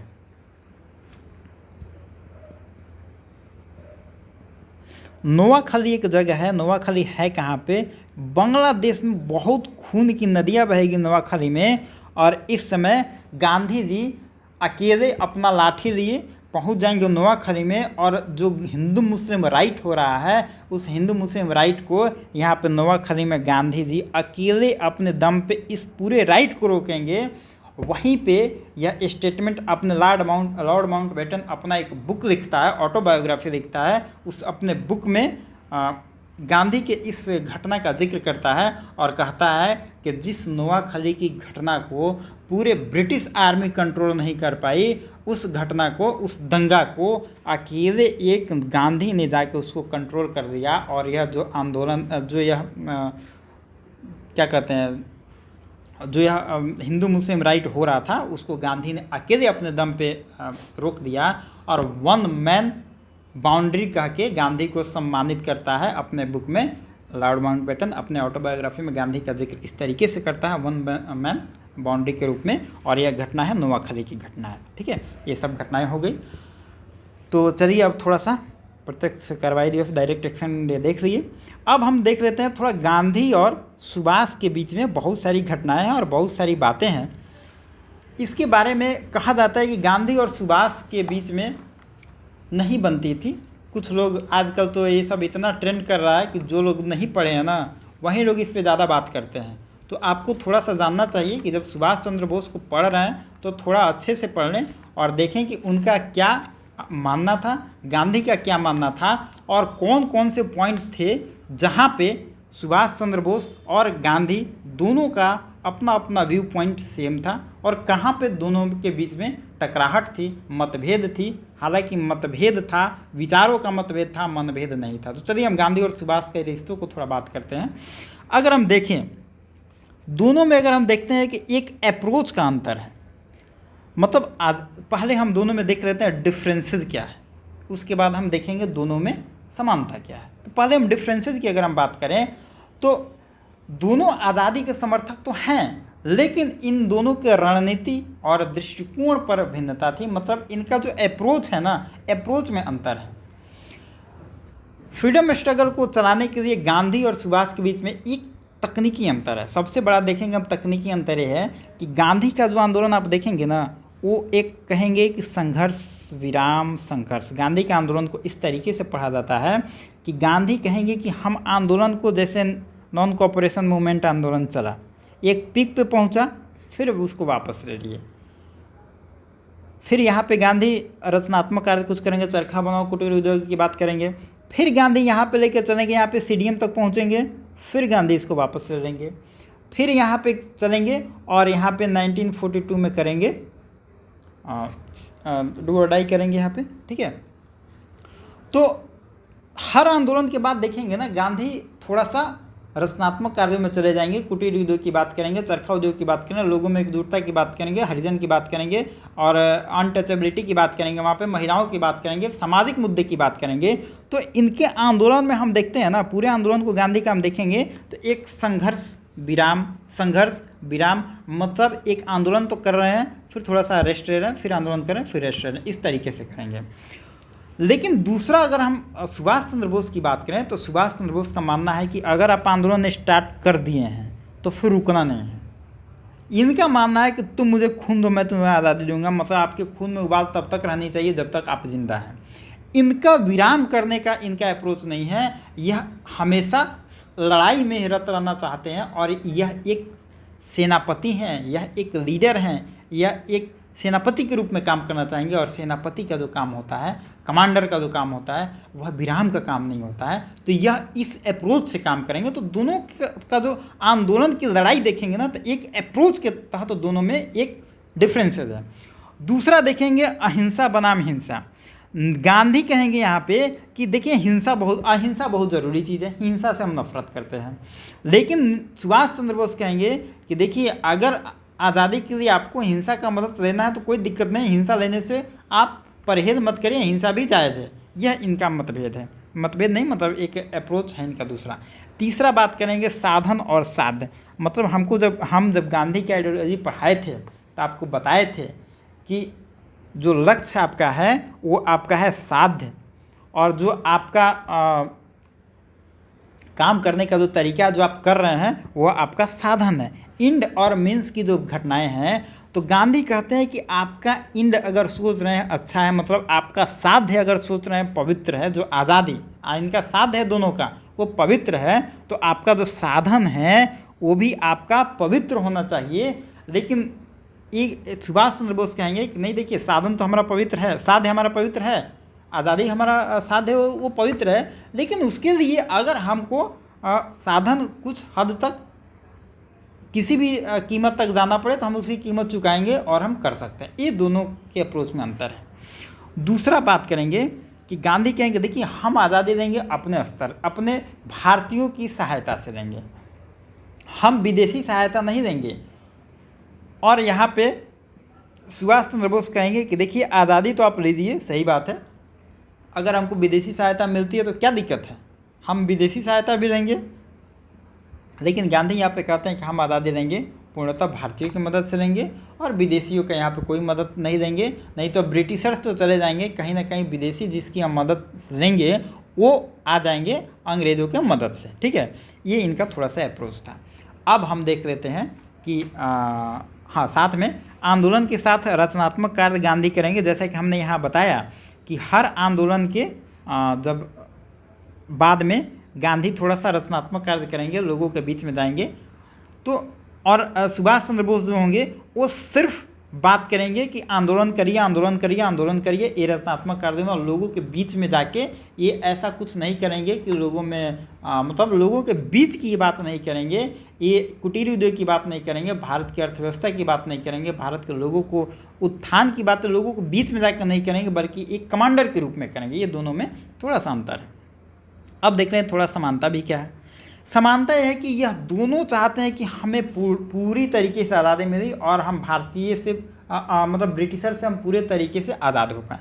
दूसरा है कि पूरे दोनों जो व्यक्ति हैं महिलाओं की भागीदारी को दोनों मानते हैं और दोनों कहते हैं कि जब तक हम महिलाओं की भागीदारी हर स्तर पर नहीं ला सकते हैं, हम आधी आबादी को छोड़ के आंदोलन को नहीं एक मंच पर ला सकते हैं और हम आज़ादी की अमली जमा को नहीं पहना सकते हैं और हम आज़ादी को नहीं जीत सकते हैं। तीसरी घटना ये कहते हैं कि सर्वधर्म समभाव, मतलब ये सभी धर्मों में दोनों व्यक्ति एक विश्वास रखते हैं, हिंदू मुस्लिम सिख ईसाई महिला पुरुष सबको एक समान दृष्टि से देखते हैं। तो गांधी हो या सुभाष चंद्र बोस हो, दोनों इस जो भारत का जो कल्चर है सर्वधर्म समभाव, इनकी इस पॉइंट पे दोनों का जो अप्रोच है समान है। ठीक है, अब देखते हैं ब्रिटिशर्स के प्रति इनका जो नज़रिया है। दोनों मानते हैं जो ब्रिटिशर्स है वो शोषक हैं, भारतीयों के पैसे को ब्रिटेन ले जा रहे हैं और ब्रिटेन ले जा करके अपने मतलब ब्रिटेन को वो एक बेहतर बना रहे हैं, रिच बना रहे हैं, लेकिन भारतीयों को कहीं ना कहीं कमज़ोर कर रहे हैं, वीक कर रहे हैं और यहाँ पे अर्थव्यवस्था को ध्वस्त कर रहे हैं और शोषक के रूप में एक ब्रिटिशर्स काम कर रहे हैं। यह दोनों का एक विचार था। तो यह 3-4 पॉइंट है जिसमें इन दोनों का मत सेम था और ऊपर हमने जो बताया दोनों का पक्ष जो था थोड़ा डिफरेंस था इसमें। अब चलिए, जब नेहरू की सुभाष चंद्र की बोस हो रही है तो थोड़ा सा हम नेहरू का भी जिक्र कर लेते हैं। अब नेहरू का अगर हम जिक्र करेंगे तो नेहरू के बारे में बहुत सारा व्हाट्सएप यूनिवर्सिटी में आप ज्ञान देखते होंगे कि नेहरू ने ये किया, नेहरू ने वो किया, नेहरू ने इनका सम्मान नहीं किया, नेहरू ने उनका सम्मान नहीं किया। हालांकि बोलने वाले बहुत कुछ बोलते हैं, लेकिन अभी जो लोग बोलते हैं उनको खुद ही पता नहीं होता है कि क्या बोल रहे हैं। उनको खुद इनके बारे में जितना झूठ फैलाया जाता है, अगर देखा जाए तो जितना क्या सारा तो झूठ ही है। लोग कहता है, एक आरोप लगाया जाता है व्हाट्सएप यूनिवर्सिटी में कि सुभाष चंद्र बोस का नेहरू ने सम्मान नहीं किया। देखिए, इसका एक सबसे बड़ा पॉइंट है कि नेहरू के बारे में यह एक मिथक है कहा जाता है कि सुभाष चंद्र बोस को विरोधी थे, उनका सम्मान नहीं किया, ठीक है। लेकिन यह बात हमें सोचना है कि नेहरू और सुभाष चंद्र बोस के बीच में कहीं ना कहीं वैचारिक मतभेद तो था, उसमें सब नेताओं के बीच में था, नेहरू और गांधी के बीच में था। तो सुभाष और नेहरू के बीच में है तो कौन सी बड़ी बात है, तो औपचारिक नॉर्मल बात है। दोनों के बीच में कहीं ना कहीं वैचारिक मतभेद था, लेकिन यह मनभेद नहीं था। दोनों नेता एक दूसरे का बहुत सम्मान करते थे। इसके बाद अगर हम देखें तो जब नेताजी सुभाष चंद्र बोस की मृत्यु हो जाती है तो उनकी जो बेटी है उनको पेंशन नेताजी मतलब पेंशन भिजवाया करते थे नेहरू जी, और इस बात का जिक्र उन्होंने किसी से नहीं किया। अपने बाद में जब नेहरू जी मर गए तो बाद में उनका जो लेटर था उसमें यह जिक्र आता है कि यह उनके फैमिली की जो प्राइवेसी थी, यह नेहरू उस समय सरकार के किसी भी व्यक्ति को पता नहीं चलने दिए कि उनके बेटी को पेंशन, सुरक्षा के लिए पेंशन सरकार से दिया जाता था। यह प्राइवेसी नेहरू ने अपने जीते जी बनाए रखी, कभी इसका मतलब गुणगान नहीं किया। तो यह आपको क्या लगता है कि यह सम्मान नहीं है? दूसरा अगर हम बात करें सम्मान की, एक और एग्जाम्पल हम आगे देंगे। दूसरा हम बात करेंगे कि 1928 में बनता है नेहरू रिपोर्ट, जिसको बनाते हैं मोतीलाल नेहरू। और मोतीलाल नेहरू जब नेहरू रिपोर्ट बनाएंगे तो हमने बताया था आपको कि यह कहेंगे कि हमें डोमिनियन स्टेटस की बात करेंगे। जब डोमिनियन स्टेटस की बात मोतीलाल नेहरू करेंगे तो उसी कांग्रेस में एक सुभाष चंद्र बोस एक ड्राफ्ट लेके आएंगे और वह ड्राफ्ट पेश करेंगे और संशोधन पेश करेंगे, मतलब ड्राफ्ट पेश करेंगे, और वह ड्राफ्ट जो होगा वह कहेंगे कि हमें पूर्ण स्वराज चाहिए। अब देखिए यहाँ पे ब्यूटी देखिए, इस मोतीलाल नेहरू और जवाहरलाल नेहरू और सुभाष चंद्र बोस तीनों लोगों का यहाँ पे खूबसूरती देखिए। जो मोतीलाल नेहरू ने नेहरू कमेटी एक रिपोर्ट बनाते हैं, उसमें कहते हैं कि हमको डोमिनियन स्टेटस चाहिए। लेकिन इसके बाद जो कांग्रेस अधिवेशन होगा उसमें सुभाष चंद्र बोस एक ड्राफ्ट पेश करेंगे और कहेंगे नहीं, हमें डोमिनियन स्टेटस पे नहीं रुकना है, हमें पूर्ण स्वराज चाहिए, और पूर्ण स्वराज का एक ड्राफ्ट पेश करेंगे और इस ड्राफ्ट का समर्थन करेंगे जवाहरलाल नेहरू। मतलब सुभाष चंद्र बोस का समर्थन करने के लिए जवाहरलाल नेहरू अपने पिता के खिलाफ जाएंगे। देखिए इसको आप क्या कहेंगे, डेमोक्रेसी कहेंगे कि पिता के खिलाफ सुभाष चंद्र बोस का सम्मान कहेंगे कि दोस्ती कहेंगे? आपको जो कहना हो कह लीजिए, लेकिन आप ये तो कभी भी नहीं कह सकते कि जवाहरलाल नेहरू और सुभाष चंद्र बोस में अनबन था। इस पॉइंट पे तो जवाहरलाल नेहरू कहीं ना कहीं अपने पिता के खिलाफ जा रहे हैं। और देखिए यह कहा जाए तो यह डेमोक्रेसी का सबसे बड़ा एग्जाम्पल है कि अगर हम आपके बातों से असहमत हैं तो हमें विरोध करने का भी उतना ही अधिकार है, आप मेरे पिता क्यों ना हों। तो ये जवाहरलाल नेहरू के फेवर में बहुत बड़ी चीज़ें जाती हैं कि यह अपने पिता के उसमें खिलाफ जाते हैं और सुभाष चंद्र बोस का समर्थन करते हैं। तो ये सब बातें अगर आप जानेंगे तो कभी ये स्टेटमेंट नहीं देंगे कि सुभाष चंद्र बोस और जवाहरलाल नेहरू के बीच में मतभेद था। देखिए अगर आप किसी एक नेता के बारे में ऐसा कुछ बोलते हैं कि फलना का फलना के साथ मतभेद था, तो यह आपका स्टेटमेंट बता देता है कि उस लीडर के बारे में आपकी जो समझ है ना बहुत कम है, और आप पढ़े लिखे इस लीडर के बारे में कम है, जो कहीं ना कहीं आपके एक स्टेटमेंट से सब जाहिर हो जाती है। तो कभी भी इस तरीके का स्टेटमेंट मत दिया करिए जब तक आप नहीं पढ़े हो पूरे डिटेल में, ठीक है। स्टेटमेंट कभी भी दीजिए तो बहुत बच के दीजिए कि किसी की कमियां वहाँ पे नहीं दिखें। दूसरा अगर हम बात करें, एक जय हिंद नारा आपने सुना होगा, हमने ऊपर में आपको बताया। जय हिंद नारा जो था यह एक नारा है जिसको सुभाष चंद्र बोस ने दिया था, और यह नारा सबसे पहले मतलब इसको प्रचार करने में सुभाष चंद्र बोस का तो योगदान था ही। जब नेहरू जी लाल किला पे 15 अगस्त को भाषण दे रहे होते हैं, 15 अगस्त को जब लाल किला पे भाषण देते हैं तो वहाँ पे जय हिंद बोलते हैं। नेहरू ने पहली बार प्रधानमंत्री बनने के बाद अपने भाषण में लाल किला से जय हिंद बोला, और उसके बाद आप देखेंगे यह परंपरा चल गई कि जब भी कोई प्रधानमंत्री वहाँ से भाषण देता है तो जय हिंद का नारा लगाता है। तो इस नारा को पहली बार मतलब लाल किला से प्रसारित करने का वहाँ पे चाहते तो नेहरू कुछ और भी बोल सकते थे, इनकलाब बोल सकते थे, लेकिन जय हिंद को चुना। और जय हिंद जो नारा था ये सुभाष चंद्र बोस का था। तो उनकी कहीं ना कहीं नारा को यह प्रसारित करने का एक काम करते हैं। तो इन सब घटनाओं से आप नहीं कह सकते हैं कि नेहरू उनको खिलाफ थे। अगर हम चौथा बात करें तो आईएनए और नेहरू का अगर हम जिक्र हमने ऊपर में किया, जब आईएनए की घटना को स्टार्ट करने का मुहिम चलता है तो आईएनए की घटना को सबसे पहले स्टार्ट करते हैं नेहरू, और इसमें अपने 3-4 रोल में काम करते हैं। नेहरू इंटरनेशनल पटल पे भी काम करते हैं, नेशनल पे भी करते हैं, एक राष्ट्रवाद फैलाने का काम करते हैं, एक डिफेंस कमेटी बनाने का बात करते हैं, चंदा लेने का बात करते हैं, और जो वकालत का चोगा वो खोल चुके होते हैं उसको फिर से सुभाष चंद्र बोस और इनके आईएनए के लिए वकालत के पेशे में फिर शामिल होते हैं। तो आप इन सब आधार पे आप नहीं कह सकते कि इन दोनों के बीच में मनभेद था। हालांकि कुछ पॉइंट में मतभेद था, मैं बार बार आपसे कह रहा हूँ। ये सब कुछ घटनाएं हैं।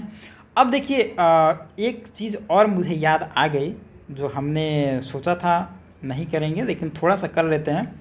एक घटना है कि जब सुभाष चंद्र बोस जाएंगे जर्मनी, तो जर्मनी जाएंगे तो क्या होगा, हिटलर से मिलेंगे। और हिटलर के बारे में आप देखेंगे बहुत सारी घटनाएं चलती है सोशल मीडिया पे, थोड़ी सी बात यहाँ पे होगी। तो हम सुभाष चंद्र बोस के बारे में पढ़ रहे हैं तो थोड़ा सा वीडियो लंबा हो रहा है, लेकिन होने दीजिए, थोड़ा सा हम उनके बारे में देख लेते हैं। देखिए सुभाष चंद्र बोस के बारे में अगर पढ़ना हो ना तो सबसे बढ़िया, अभी हम 2 दिन से आप लोगों को पढ़ाने के लिए हम सिर्फ सुभाष चंद्र बोस का 2 किताब पढ़ रहे थे, और वीडियो थोड़ा सा डिले आ रहा है। कारण यही है कि हम सुभाष चंद्र बोस को इतने बढ़िया से हम भी पहले कभी नहीं पढ़े थे। उनका हम 2 बुक पढ़ रहे हैं अभी। तो सबसे अच्छा उनका एक बुक है। देखिए किसी व्यक्ति को पढ़ने के लिए सबसे ज़रूरी चीज़ होता है कि उस व्यक्ति की अपनी बुक को पढ़ी जाए, और इनका एक बुक है सुभाष चंद्र बोस की अधूरी आत्मकथा। ये नाम अधूरी आत्मकथा इसीलिए रखा गया ना कि सुभाष चंद्र बोस इसको लिखते हैं और इसको पूरा नहीं कर पाते हैं, आधा लिखेंगे, कुछ हिस्सा लिखेंगे और इनकी मृत्यु हो जाएगी। तो उसके बाद इसको लिखेंगे शिशिर कुमार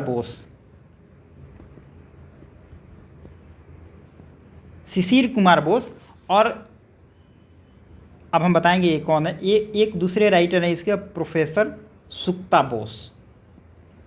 देखिए जो अधूरी आत्मकथा को पहले तो लिखेंगे सुभाष चंद्र बोस, लेकिन ये पूरा नहीं कर पाएंगे, ये मर जाएंगे। तो उसके बाद इनके जो बड़े भाई होंगे ना, शरद चंद्र बोस, और कहा जाता है कि सुभाष चंद्र बोस सबसे ज़्यादा किसी पे विश्वास करते थे तो इनके बड़े भाई थे शरद चंद्र बोस, और शरद चंद्र के जो बेटे हैं यही हैं शिशिर कुमार बोस, और शिशिर कुमार के बोस के जो बेटे हैं ये हैं प्रोफेसर सुक्ता बोस। और सुक्ता बोस जो हैं बहुत बड़े रिसर्चर हैं सुभाष चंद्र बोस के बारे में।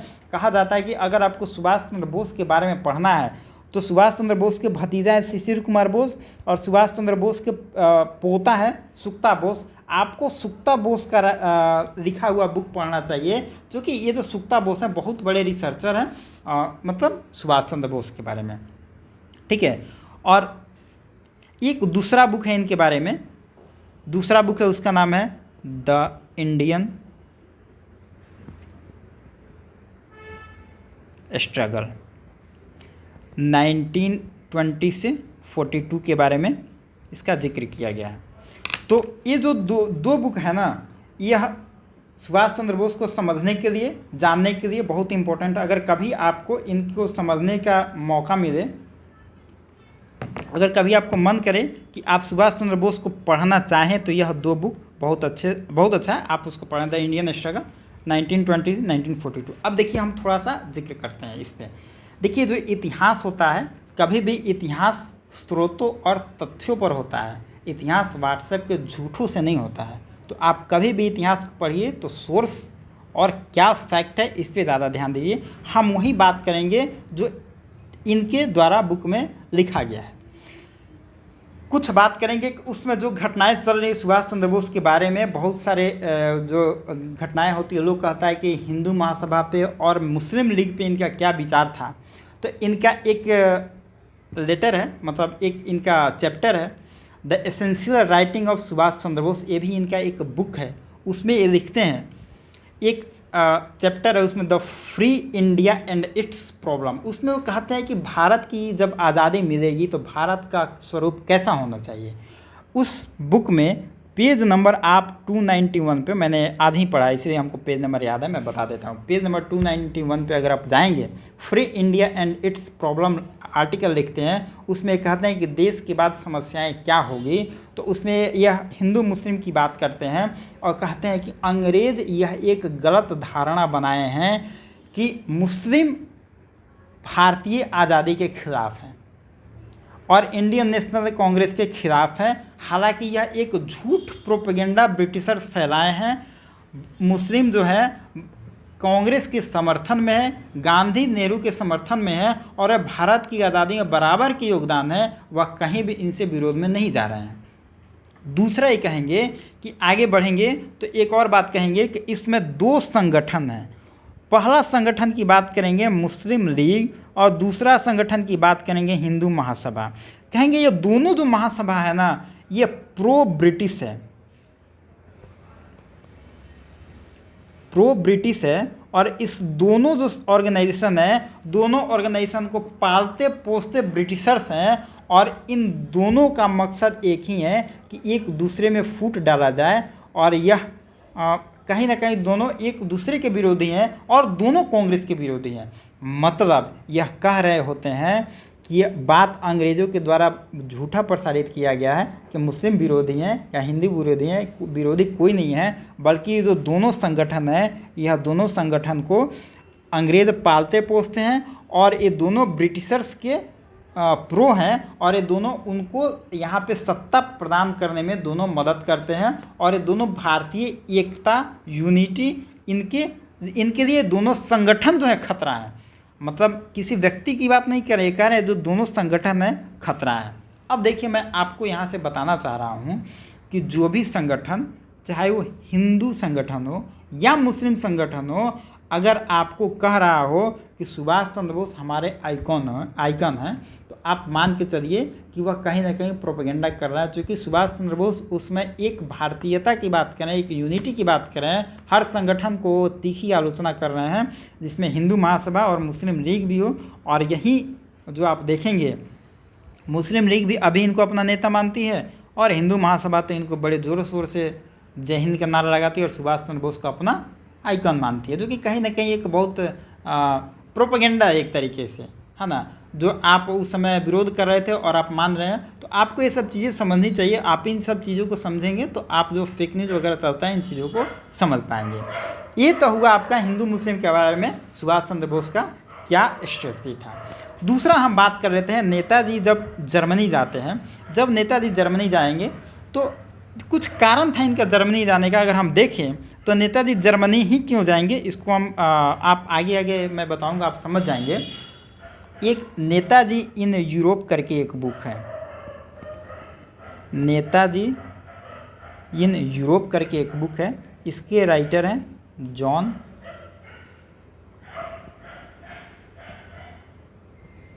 कोलमैन, ये राइटर हैं और ये बुक का नाम है नेताजी इन यूरोप। इस बुक में सारी घटनाओं का जिक्र किया गया है कि नेताजी जब भारत से निकलते हैं, जब कलकत्ता से वो जेल तोड़ के भागते हैं, जेल से फरार होंगे, तो किस तरीक़े से यूरोप जाएंगे, यूरोप में हिटलर से कैसे मिलेंगे, मुसोलिनी से कैसे मिलेंगे, इन सारी घटनाओं का जिक्र किया है। इसी बुक के बिहाफ पे हम आज कुछ बात आपसे कर रहे हैं।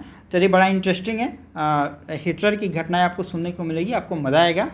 चलिए देखते हैं। यहाँ से नेताजी कलकत्ता से मुस्लिम का वेश धारण करते हैं और वहाँ से कलकत्ता से फरार होते हैं। हालांकि इनको जेल से भगाने में और कलकत्ता से भारत से इनको भगाने में सबसे ज़्यादा मदद करते हैं इनके भतीजे शिशिर कुमार बोस होते हैं।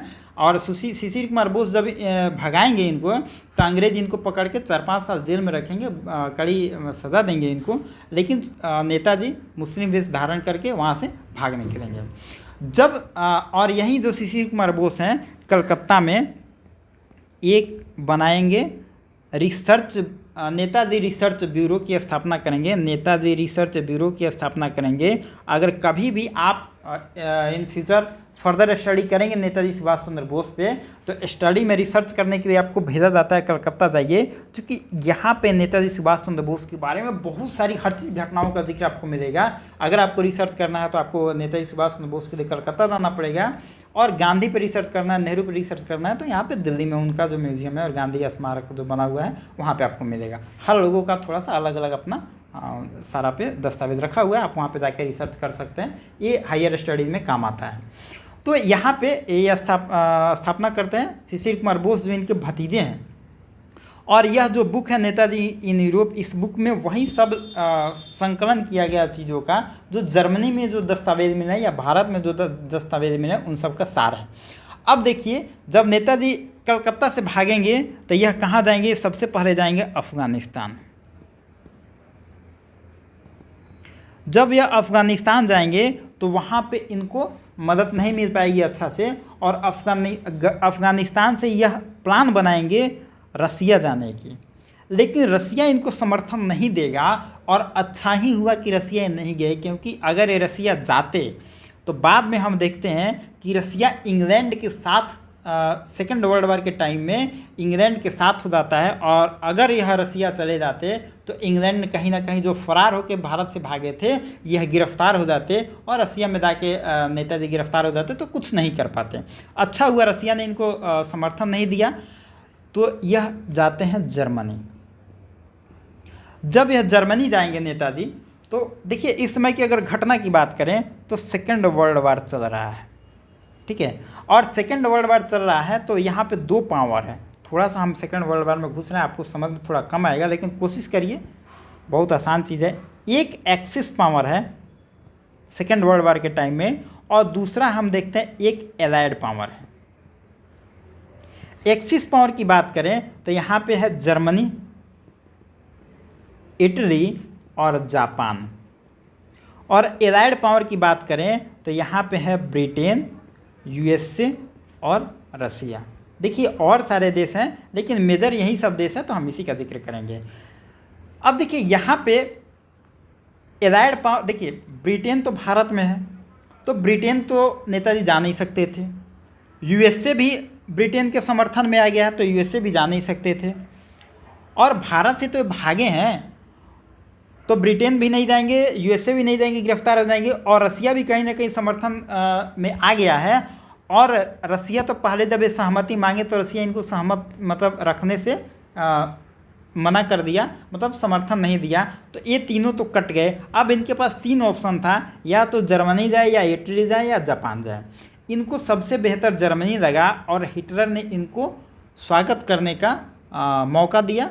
और उसने इनकी जो ये जब वहाँ पर प्रस्ताव रखे कि मैं जर्मनी आना चाहता हूँ, तो हिटलर ने इनका स्वागत किया, तो ये जर्मनी इसीलिए जाते हैं, ठीक है।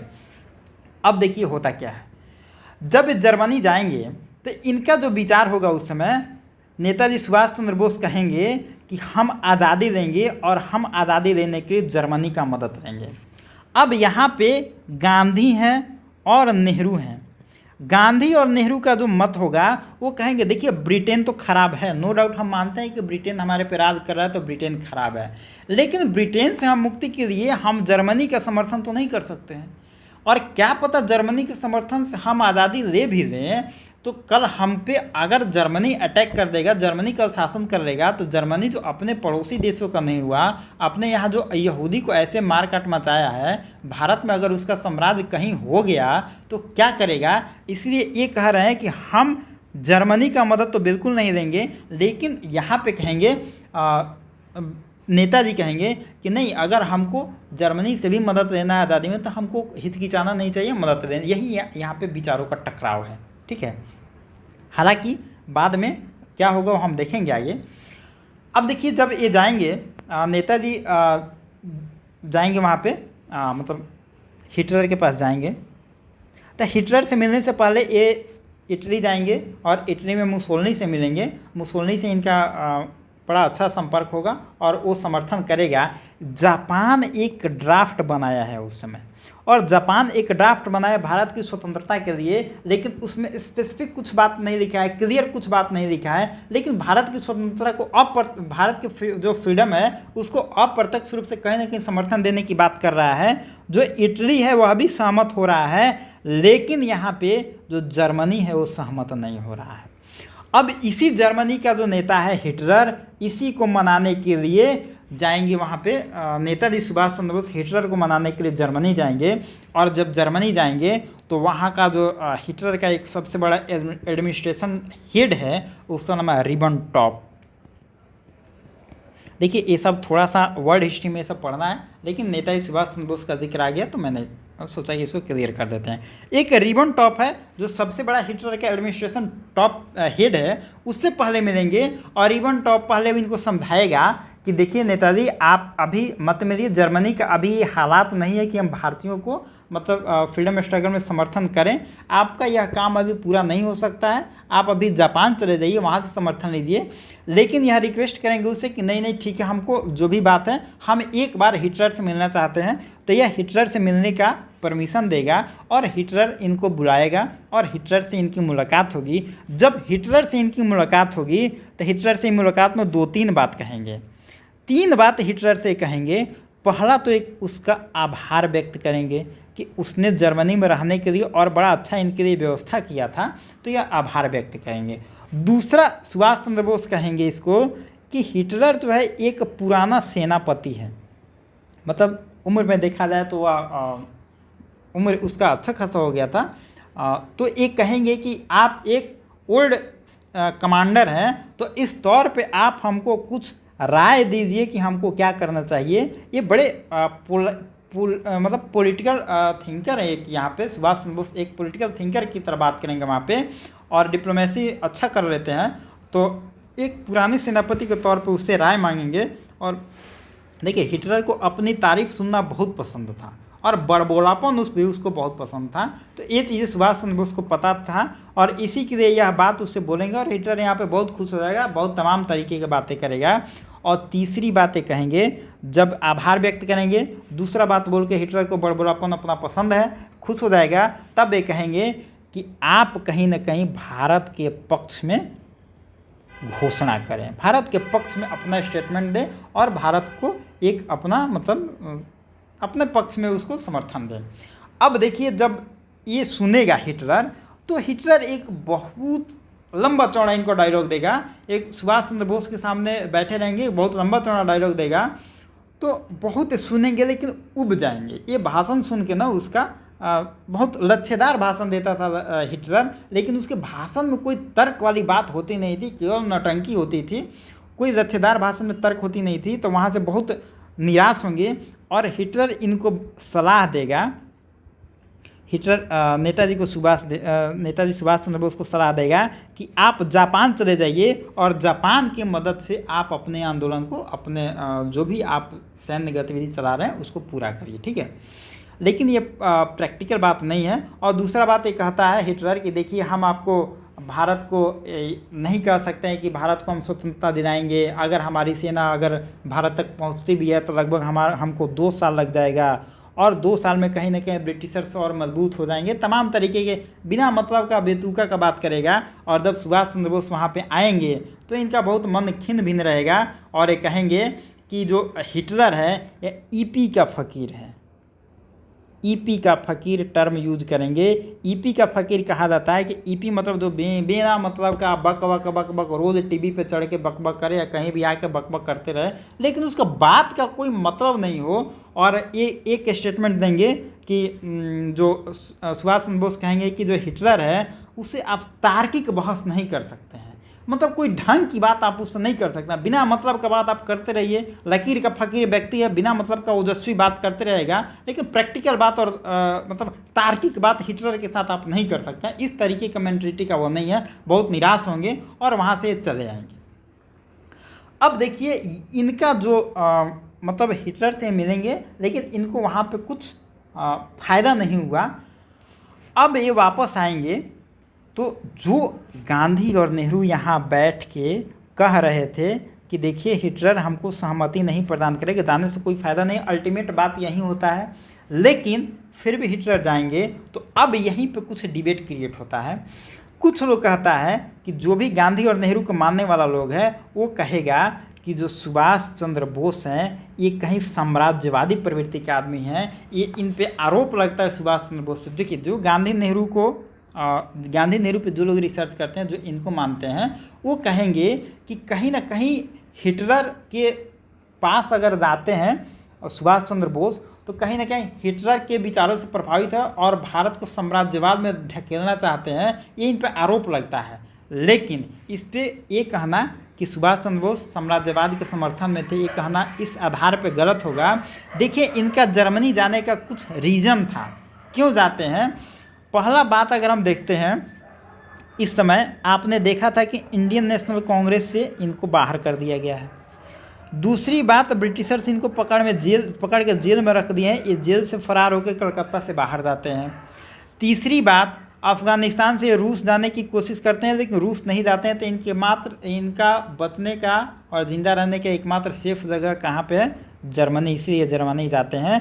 और एक कहीं भी रहेंगे, ज़िंदा रहेंगे, तो एक क्रांतिकारी विचारधारा के आदमी चुप तो रहेंगे नहीं, तो चुप रहने में तो उस टाइम में इनको जो भी सहायता मिला, जिससे भी सहायता मिला, हाथ पैर इन्होंने मारा और अपनी योजना को इन्होंने हिटलर के थ्रू या मुसोलिनी के थ्रू, जिसके भी थ्रू कहा, इनका मकसद आज़ादी था। कहीं ना कहीं यह आज़ादी के समर्थक थे। यह साम्राज्यवाद का इन पे आरोप लगाना गलत है। लेकिन अब जो समर्थन में है, जो सुभाष चंद्र बोस के समर्थन में कहते हैं लोग, वो कहते हैं कि यह जो घटना ये कह रहे थे, अगर नेहरू और गांधी इनके समर्थन में होते तो बात कुछ और होती। तो नेहरू और सुभाष चंद्र बोस को ये बात पता थी, मतलब ये जो बात वहाँ जाके कहे, ये पहले ही इस बात का अनुमान नेहरू और गांधी लगा लिए थे कि यह घटना होने वाली थी और हिटलर समर्थन नहीं करेगा। दूसरी सबसे बड़ी बात है कि उस समय ये सुभाष चंद्र बोस को ये बात बाद में पता चलती है, जब यूरोप पहुँचते हैं तब पता चली कि हिटलर अपने जो मीटिंग लेता था वहाँ पे, अपना जो वहाँ पे बुक लिखा है, जो वहाँ पे जर्नल प्रकाशित किया गया है, जो हिटलर का अपना है, जो ऑर्गेनाइजेशन में मीटिंग के तौर पे कहता था, उसका ये मानना था कि देखिए, इंग्लैंड से हिटलर को दुश्मनी नहीं थी। प्रत्यक्ष रूप से सेकेंड वर्ल्ड वॉर में दुश्मनी होती है, लेकिन उसके पहले हिटलर का ये मानना है कि अगर यूरोप में इंग्लैंड अगर इसको डिस्टर्ब नहीं करेगा तो हम भारत में अंग्रेज़ों का समर्थन, ब्रिटिशर्स को समर्थन देंगे। मतलब अगर यूरोप में जर्मनी का समर्थन इंग्लैंड कर देता है तो हम भारत की आज़ादी में इंटरफेयर नहीं करेंगे। और हिटलर देखिए, किसी भी स्तर से भारत की आज़ादी के पक्ष में नहीं था, वो इंग्लैंड के खिलाफ ज़रूर था, लेकिन भारत के आज़ादी के पक्ष में नहीं था। और यह भी लोगों को डर था कि कहीं ना कहीं अगर अंग्रेज़ हट गए और उसके जगह पे अगर हिटलर आ गया तो यह जो स्थिति होगी और भयानक होगी, और इससे स्थिति और भयानक हो सकती है। तो यही जो घटनाएं थी, थोड़ा बहुत हिटलर और इसके बारे में थी, लेकिन यह ओपिनियन नहीं लगा बहुत लोग कहता है कि आप आईएनए बनाए सुभाष चंद्र बोस, इन पे आरोप लगाया जाता है कि आईएनए आपने बनाया, हिटलर से आपने मिला, लेकिन आपके जो आंदोलन था और हिटलर से मिलना था, इससे कोई फ़ायदा तो हुआ नहीं, क्योंकि आप मिल रहे हैं किससे, हिटलर से मिल रहे हैं। और हिटलर करेगा क्या, जब सेकेंड वर्ल्ड वॉर होगा तो आप देखेंगे कि जर्मनी तो हार जाएगा, जर्मनी हार जाएगा, और आप सारा बोली लगा रहे हैं हिटलर पे। तो एक हारा हुआ व्यक्ति कैसे भारत की आज़ादी को दिला सकता है। लेकिन यह रिजल्ट है, ठीक है, और रिजल्ट के आधार पे आकलन नहीं कर सकते हैं। इनको उसमें किसी को नहीं पता था ना कि आज़ादी लड़ाई लड़ रही है सेकेंड वर्ल्ड वॉर, तो इसमें जर्मनी जीतेगा कि इंग्लैंड जीतेगा, नहीं पता था। तो सुभाष चंद्र बोस ने जो किया एक अनुमान के आधार पे किया, हालांकि उनका जो प्लान था फेल हो गया, लेकिन अपने जीते जी उन्होंने जो संघर्ष किया, काफ़ी प्रतिभाशाली संघर्ष किया और बहुत सराहनीय था। गांधी और नेहरू दोनों का यह विचार है कि हम सुभाष चंद्र बोस के रवैया से, उनके जो नीति है, जो सैन्य गतिविधि है, उससे हम सहमत नहीं हैं, लेकिन इनका जो योगदान है स्वतंत्रता में, जो इनका योगदान है सर्वोच्च योगदान है, और हम सुभाष चंद्र बोस के योगदान से काफ़ी प्रभावित हैं और युवाओं को उनके योगदान से सीखना चाहिए। और गांधी और नेहरू दोनों का स्टेटमेंट है। तो यह कहीं ना कहीं यह चीज़ें आपको बताती हैं कि थोड़ा सा अपना कंसेप्ट क्लियर रखिए कि हिटलर कैसे मिलते हैं और जर्मनी ही क्यों जाते हैं। इन सारे घटनाओं को हमने बता दिया। तो आज वीडियो थोड़ा बहुत लंबा चौड़ा हो गया, तो यह आपके लिए क्वेश्चन है, कहाँ गया, हाँ यही है, कि आईएनए का जो मुकदमा चला तो आईएनए का मुकदमा किसके नेतृत्व में लड़ा गया। मतलब पूछा जा रहा है कि वकील कौन था यहाँ पे और वकील को हेड कौन कर रहा था। तो आप यहाँ पे जो भी आप ऑप्शन आपको सही लगे कमेंट बॉक्स में लिखेंगे। और देखिए वीडियो थोड़ा लंबा हो गया है, प्रीलिम्स से प्रीलिम्स को तो सारा पॉइंट को हमने कवर किया है, मेंस के भी सारा पॉइंट को हमने इसमें कवर कर दिया, साथ में कुछ एक्स्ट्रा चीज़ हमने इसमें डालने का कोशिश किया है कि अब हमको नहीं लगता है कि सुभाष चंद्र बोस के बारे में आपको अब कहीं से भी कुछ पढ़ने की ज़रूरत होगी। पीटी मेंस इंटरव्यू कहीं भी आप इससे बाहर तो कुछ नहीं आएगा। 2 दिन से हम सिर्फ सुभाष चंद्र बोस को ही पढ़ रहे थे, क्योंकि हम चाहते थे कि आपको एक अच्छा लेक्चर दें कि आपको इसके बियॉन्ड सुभाष चंद्र बोस के बारे में पढ़ने की कोई आवश्यकता नहीं हो। दूसरा बात है कि एक और हमारा टॉपिक, अब हमारा लास्ट टॉपिक बचा हुआ है, आज़ादी कैसे मिलेगी। इसमें हम 2-3 टॉपिक देखेंगे। एक पाकिस्तान की मांग होगी, पाकिस्तान की मांग क्यों होगी, कौन करेगा, कैसे होगा और पाकिस्तान कैसे बनेगी देखेंगे। दूसरा देखेंगे उसमें बहुत सांप्रदायिकता का माहौल चला है, हिंदू मुस्लिम में राइट होगा, बहुत सारी घटनाएं होगी, हम उनको देखेंगे। और तीसरा जो सबसे बड़ा इम्पोर्टेंट घटना होगा हम उसको देखेंगे कि एटली बन गया है, क्लेमेंट एटली वहाँ का पीएम बन गया है, वह एक घोषणा करेगा कि आज़ादी मिलेगा। फिर उसके बाद माउंट बेटन योजना बनेगा और माउंट बेटन आएगा, अपना योजना बनाएगा और स्वतंत्रता का एक एक्ट आएगा। और हम सबको देखते हुए एक समरी बनाएंगे और हम उस समरी में देखेंगे कि भारत से अंग्रेज़ आखिर इस टाइम में हम देखेंगे भारत ने अंग्रेज़ों ने भारत को क्यों छोड़ा। और एक हम छोटा चार्ट बनाएंगे और इस चार्ट के माध्यम से, क्योंकि देखिए अब पूछा जाए आपसे कि अंग्रेज़ों ने भारत क्यों छोड़ा, तो अब आप पूरा पुर्तगाल से थोड़े स्टार्ट करेंगे या ब्रिटिशर से थोड़े स्टार्ट करेंगे। हम एक चार्ट बना देंगे, उसमें 4-5 पॉइंट होगा और आप उस पॉइंट के माध्यम से आप अपना आंसर पीटी का हो या मेंस का हो या इंटरव्यू का हो, कहीं भी आप उसको रख पाएंगे। तो यह एक लास्ट एपिसोड होगा, लास्ट लेक्चर होगा, उसमें हम मॉडर्न हिस्ट्री को कंप्लीट कर देंगे। तो यह हमारा सेकंड लास्ट वीडियो है और आपको यह मतलब सुभाष चंद्र बोस के बारे में जो घटनाएं हैं कैसा लगा, इसके बारे में फ्री ओपिनियन अपना दीजिएगा। क्योंकि देखिए आपका ओपिनियन ही मायने रखता है कि हम अगला वीडियो बनाएंगे तो क्या करेंगे। अगर आपको लंबा वीडियो पसंद नहीं हो तो हम फिर 10 मिनट में ख़त्म कर देंगे, लेकिन आपको लंबा वीडियो पसंद हो, कुछ जानकारी अच्छी चाहिए, तो हम भी प्रयास करेंगे। देखिए हम 2 दिन से पढ़ रहे हैं इसी के बारे में, तो हाँ आपको तो 2 घंटे में मिल गया, 2 घंटा से कम में ही मिल गया। तो थोड़ा सा अपना जो भी ओपिनियन हो, कैसा लगा क्या लगा आप बताइए फ्री, और आप कमेंट बॉक्स में आंसर भी लिखिए और अपना मतलब जो भी हो आपको अपना ओपिनियन बताइए, कैसा लगा क्या लगा जो भी है। तो चलिए हम मिलते हैं नेक्स्ट वीडियो में। Thank you.